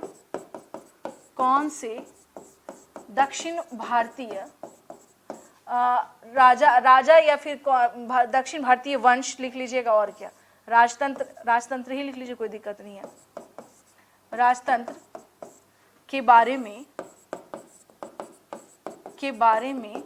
बात नहीं की है, यानी इसके बारे में नहीं बताया है। ठीक है, अब जैसे देख लीजिए, हम लोग क्या देख रहे हैं यहाँ पर, चोल, ठीक है, बी में आ जाइए सत्यपुत्र, ठीक है, सी में आ जाइए पांड्य, ठीक है, और डी में अगर आप आ जाएं तो यहां पर इसे कर लीजिए आप होयसल। चलिए जी बताइए, इसका आंसर बताइए आप सब। क्वेश्चन ये आ चुका है आप लोगों का कि इनमें से कौन से किंगडम के बारे में अशोक अपने शिलालेख में बात नहीं करता है, ठीक है ना, यानी उसने इसका जिक्र नहीं किया है, इसके बारे में नहीं बात की है। बताइए आप लोग कौन सा होना चाहिए, कौन सा?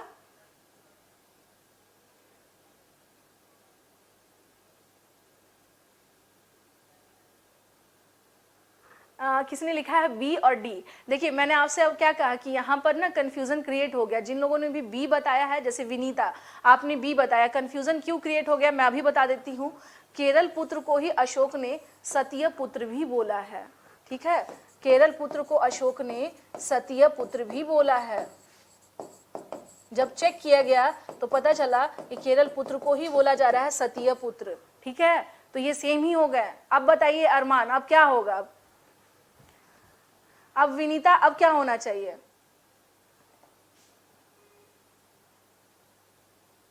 जो अभी क्वेश्चन पूछा जा रहा है उसमें देख लीजिए, पहले इसको कर लीजिए ना डिस्कस। अब बताइए क्या होगा विनीता, अब क्लियर है, अब क्या होना चाहिए? हाँ, आप समझ में आई बात, केरल पुत्र को ही सतीय पुत्र बोला गया है, ठीक है।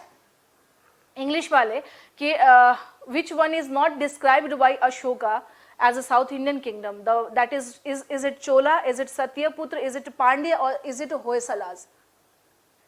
ठीक है, तो ये इस तरह से करना क्या है कि होयसल के बारे में नहीं बात करता है, सत्यपुत्र केरल पुत्र ही है, पांड्य है और चोल है। ओके, इस तरह से क्वेश्चन हम लोग को क्या करना है, चीजों को ध्यान में रखते चलना है। हाँ बिल्कुल सही, जिन लोगों ने भी बताया है अब, ठीक है ना, तो इसके बारे में नहीं बोला गया है।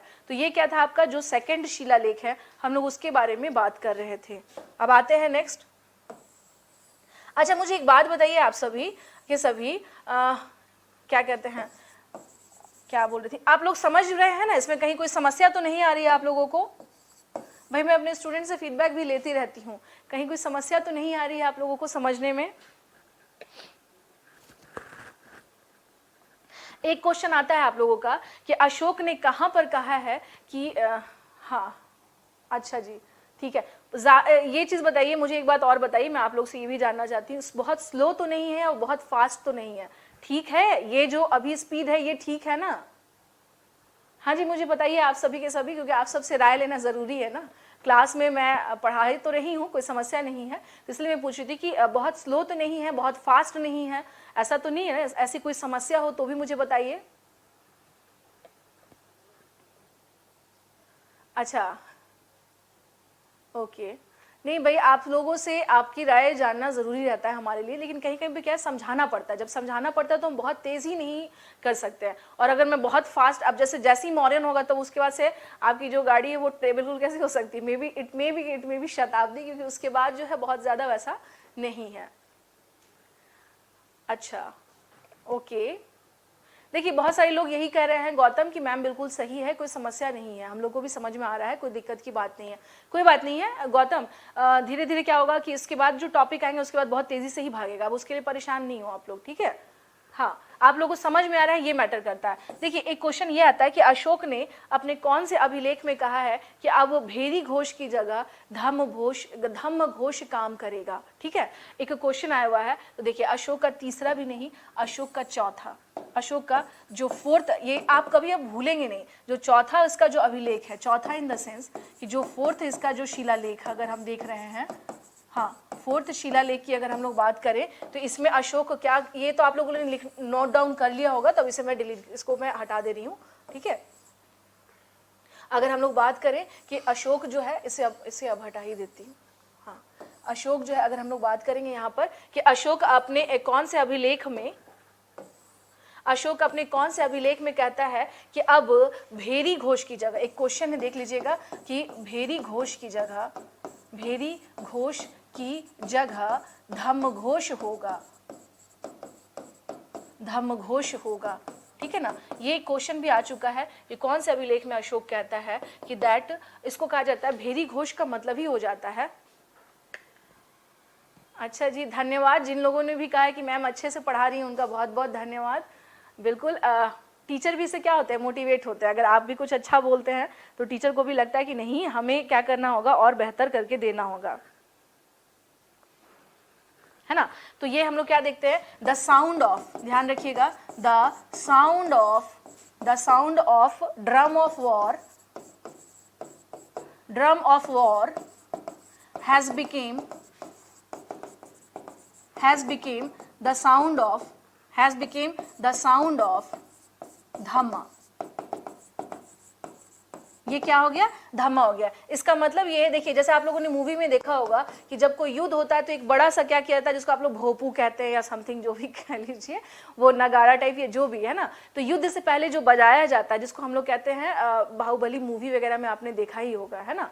तो उसमें आप देखिएगा कि वो जो बिगुल बजाते हैं युद्ध का, तो उस युद्ध के बिगुल की जगह, इसका मतलब ये है, भेरी घोष का मतलब ही हो गया कि मैं, हो सकता है मैं बना ना पाऊं, बस समझ जाइएगा इस टाइप से, ठीक है ना, काइंड ऑफ दिस, इस तरह से, है ना, कि इसको जो बजाते हैं कि भाई अब युद्ध होगा, तो ये जो है अब ये नहीं बजेगा, इसकी जगह पर ये रिप्लेस होगा, और इसके जगह पे क्या चलेगा, अब चलेगा धम्मा, यानी गौतम बुद्ध की कही हुई अच्छी बातें हमारे अब पूरे के पूरे जो भी लोग हैं, जनता जो हमारी प्रजा है, अब उसे फॉलो करेगी। तो इट मीन्स कि भेरी घोष की जगह धम्म घोष। ये क्वेश्चन आ चुका है, अशोक अपने कौन से शिलालेख में कहता है कि अब वॉर की जगह जो है अब यहाँ पर धम्म घोष चलेगा, ठीक है। तो ये ध्यान रख लीजिएगा, चौथा शिलालेख है, भूलना नहीं है। बीच बीच में मैं आप लोगों से पूछते चलूंगी, इससे पता चलेगा कि आपकी तैयारी कितनी चल रही है।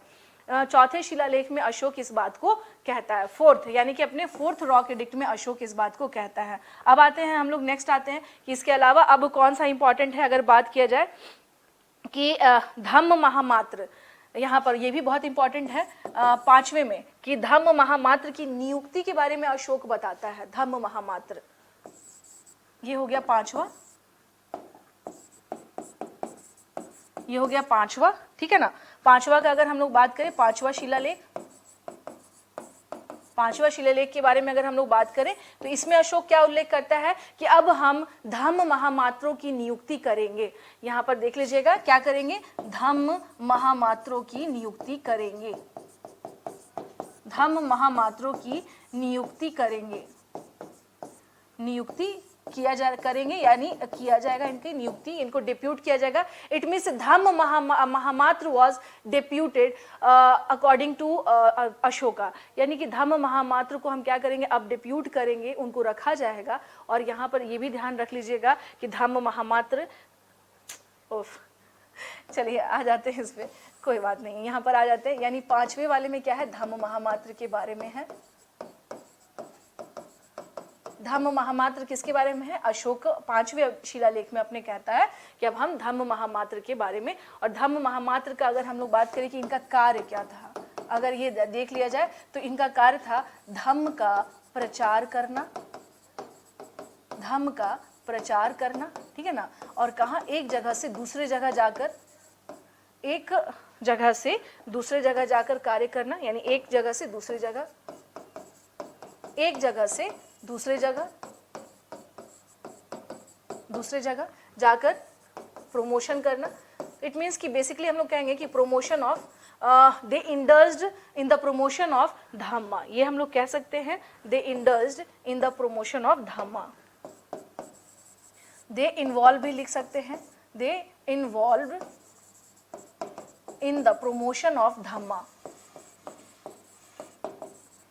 इन द प्रमोशन ऑफ धम्मा, यहाँ पर ये हो गया। अब नेक्स्ट इसमें हम लोग आ जाते हैं कि अब इसके अलावा अगर बात करें कि अशोक का जो सबसे बड़ा अभिलेख है वो कौन सा है, यानी कौन सा शिलालेख सबसे बड़ा है, तो वो है 7वें नंबर का, यानी सातवां शिलालेख। एक है ना आप लोग ही एक क्वेश्चन इसमें भी ध्यान रखना कि 7वां शिलालेख में क्या लिखा गया है, थोड़ा सा मुझे कल बताइएगा आप सब। एक दो क्वेश्चन मैंने आप लोगों को दिया है आज। 7वां शिलालेख इन द सेंस 7th जो रॉक एडिक्ट है, यह अशोक का सबसे बड़ा शिलालेख है। यह अशोक का सबसे बड़ा शिलालेख है, सबसे बड़ा शिलालेख है, ठीक है ना। यानी कि it was largest rock edict of Ashoka, 7th rock edict जो है ये सबसे बड़ा है, ठीक है। इसको हम लोग क्या करेंगे, इसमें आपको कल बताइएगा आप मुझे कि 7th में बोला क्या गया है। ये आपको मैंने काम दिया है, ठीक है ना, ये मैंने क्या किया है, आपको काम दिया है, ठीक है। अब आ जाए यहाँ पर कि अशोक ने धम्म की व्याख्या कहाँ पर की है।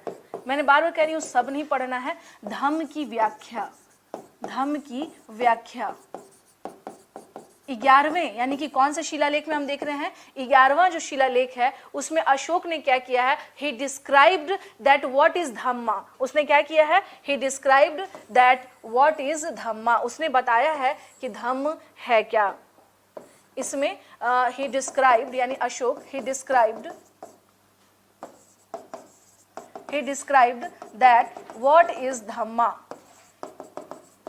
What is Dhamma. जो मैंने आपको अभी बताया ना धम्मा के रिगार्डिंग, तो उसी के बारे में अशोक बताता है कि आखिर धम्म है क्या। इन सब को यानी इसको एक बात में अगर करें, अगर आपका क्वेश्चन यह आता है कि अशोक ने धम्म को कहाँ परिभाषित किया है, तो यहाँ पर देख लीजिएगा अशोक ने धम्म को किसमें में 11वें शिलालेख में धम्म को परिभाषित किया है। यानी इसको इस तरह से क्या किया, व्याख्या किया है, इसके बारे में परिभाषित किया है। क्या किया है, परिभाषित किया है। नेक्स्ट इसमें अगर हम लोग आ जाते हैं कि स्त्री महामात्रों के बारे में, ठीक है ना, स्त्री महामात्रों के बारे में किसमें अशोक ने, में भी देखिए फीमेल्स के रिगार्डिंग क्या है, हमेशा ये रहता है कि देखा जाता है कि क्या उस दौर में भी कोई ऐसा शासक था जो महिलाओं के उत्थान के लिए कुछ काम कर रहा था, तो इसने स्त्री महामात्रों के बारे में बात की है। तो वुमेन के रिगार्डिंग कुछ अगर यूनिक, चूंकि पहले वैसे भी महिलाओं से संबंधित कुछ ऐसे कार्य नहीं दिखते हैं, अगर अशोक किसी में कह रहा है तो वो इंपॉर्टेंट है, ठीक है ना, वो क्या है, इंपॉर्टेंट। और वो किसमें है, वो हम देखते हैं 12वां शिलालेख। वो कौन सा है, 12वां शिलालेख। हम लोग क्या देखते हैं इसमें, स्त्री महामात्रों की, 12वां शिलालेख में हम क्या देख रहे हैं, इसमें स्त्री महामात्रों की नियुक्ति की बात की गई है। इसमें क्या की गई है, स्त्री महामात्रों की नियुक्ति की बात की गई है, की नियुक्ति की बात की गई है।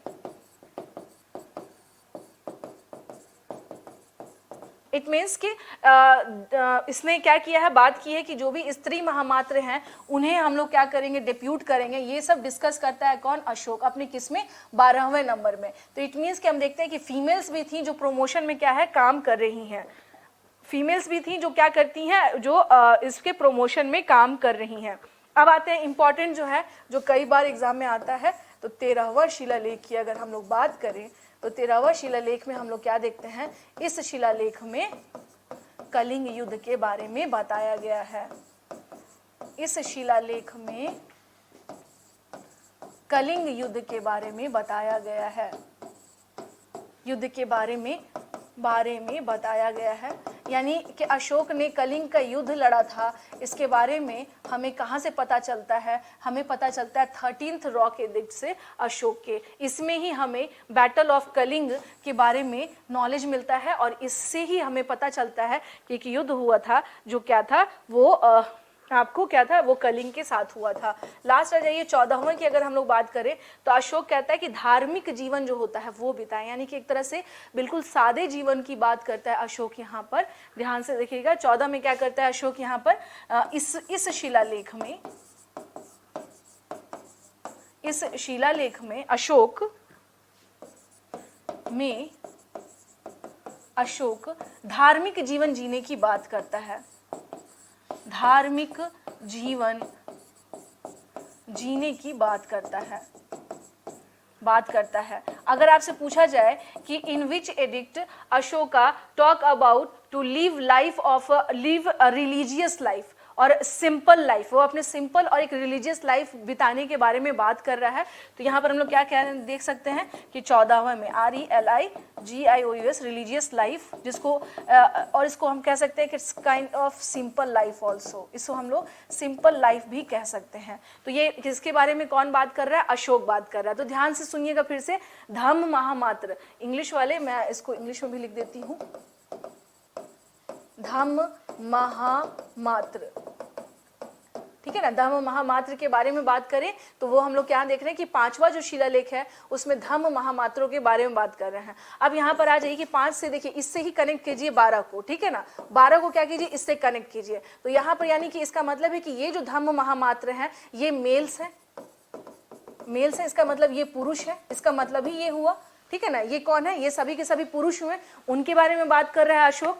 अब आते हैं 12वां अलग से शिलालेख में, जब स्त्री महामात्रों की बात की गई है तो इट मीन्स कि इस वाले में जो फीमेल्स हैं वो नहीं आएंगी। तो यहाँ ध्यान रखना है कि किसमें अशोक ने, अगर मान लीजिए आपका क्वेश्चन थोड़ा सा घुमा दिया जाए, घुमाना इन द सेंस कि अगर आपका क्वेश्चन ये हो जाए कि अशोक ने अपने कौन से अभिलेख में पुरुष महामात्रों के बारे में बात की है, मे बी क्वेश्चन ट्विस्ट हो सकता है, ठीक है। तो कौन सा अभिलेख होगा बताइए?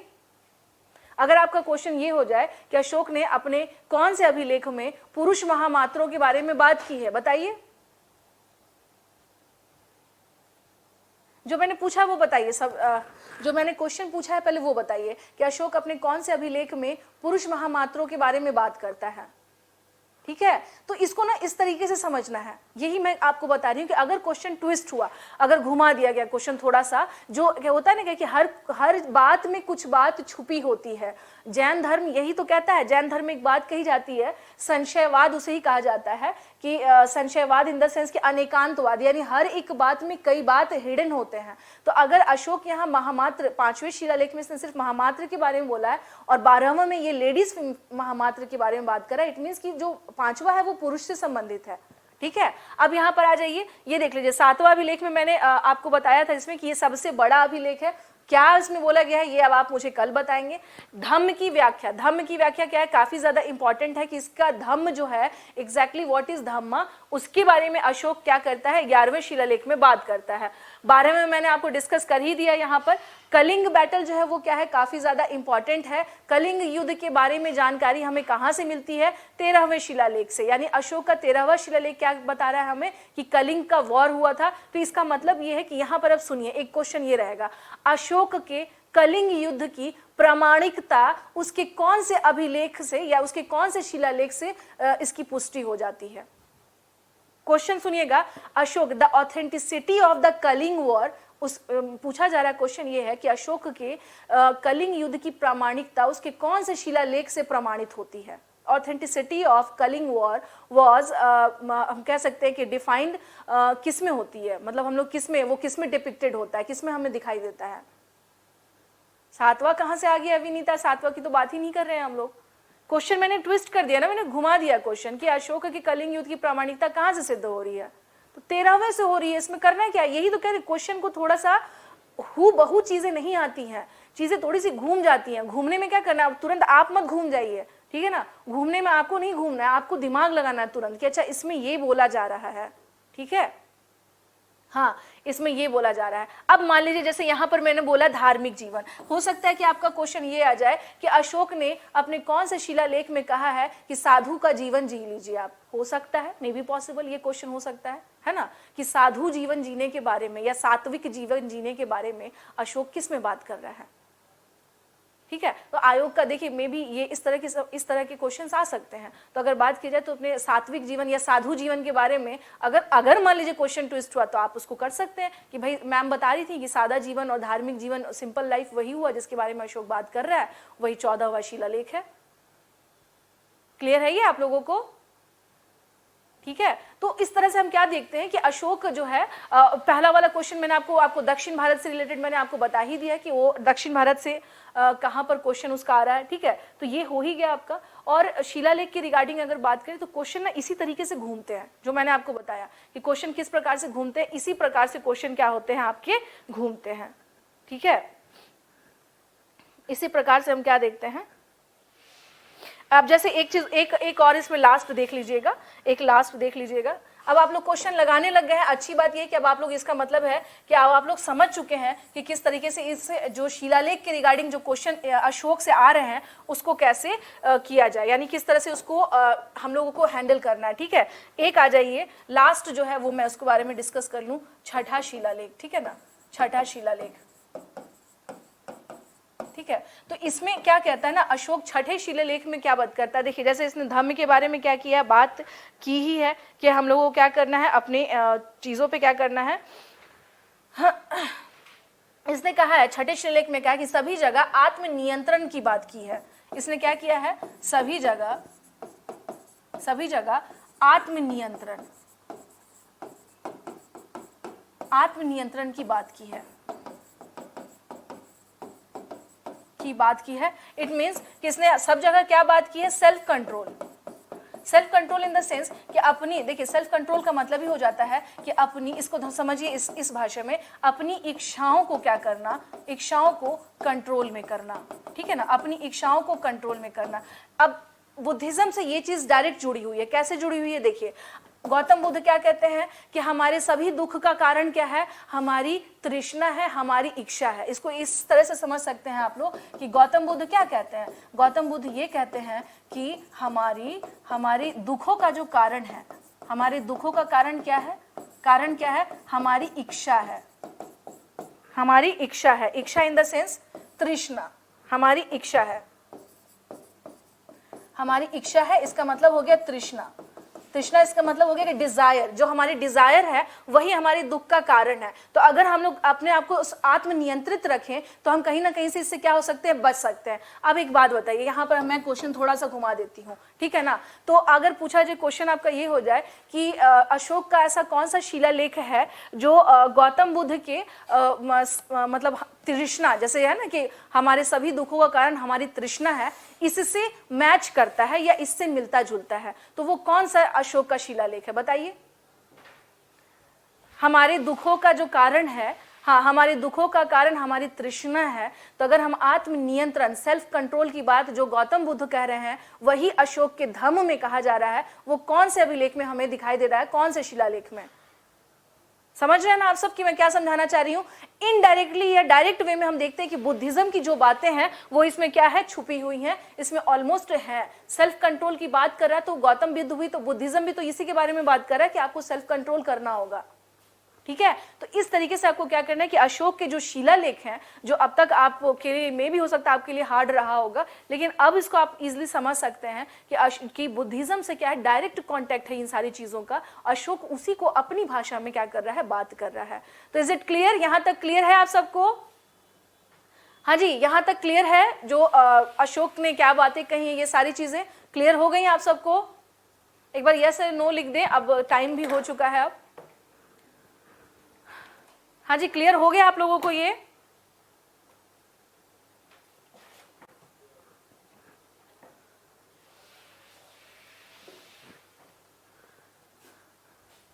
ठीक है ना, इसी तरीके से क्या करना है हम लोगों को, आगे अपना पढ़ना है, इसी वे में पढ़ना है, समझते हुए आगे क्या करना है।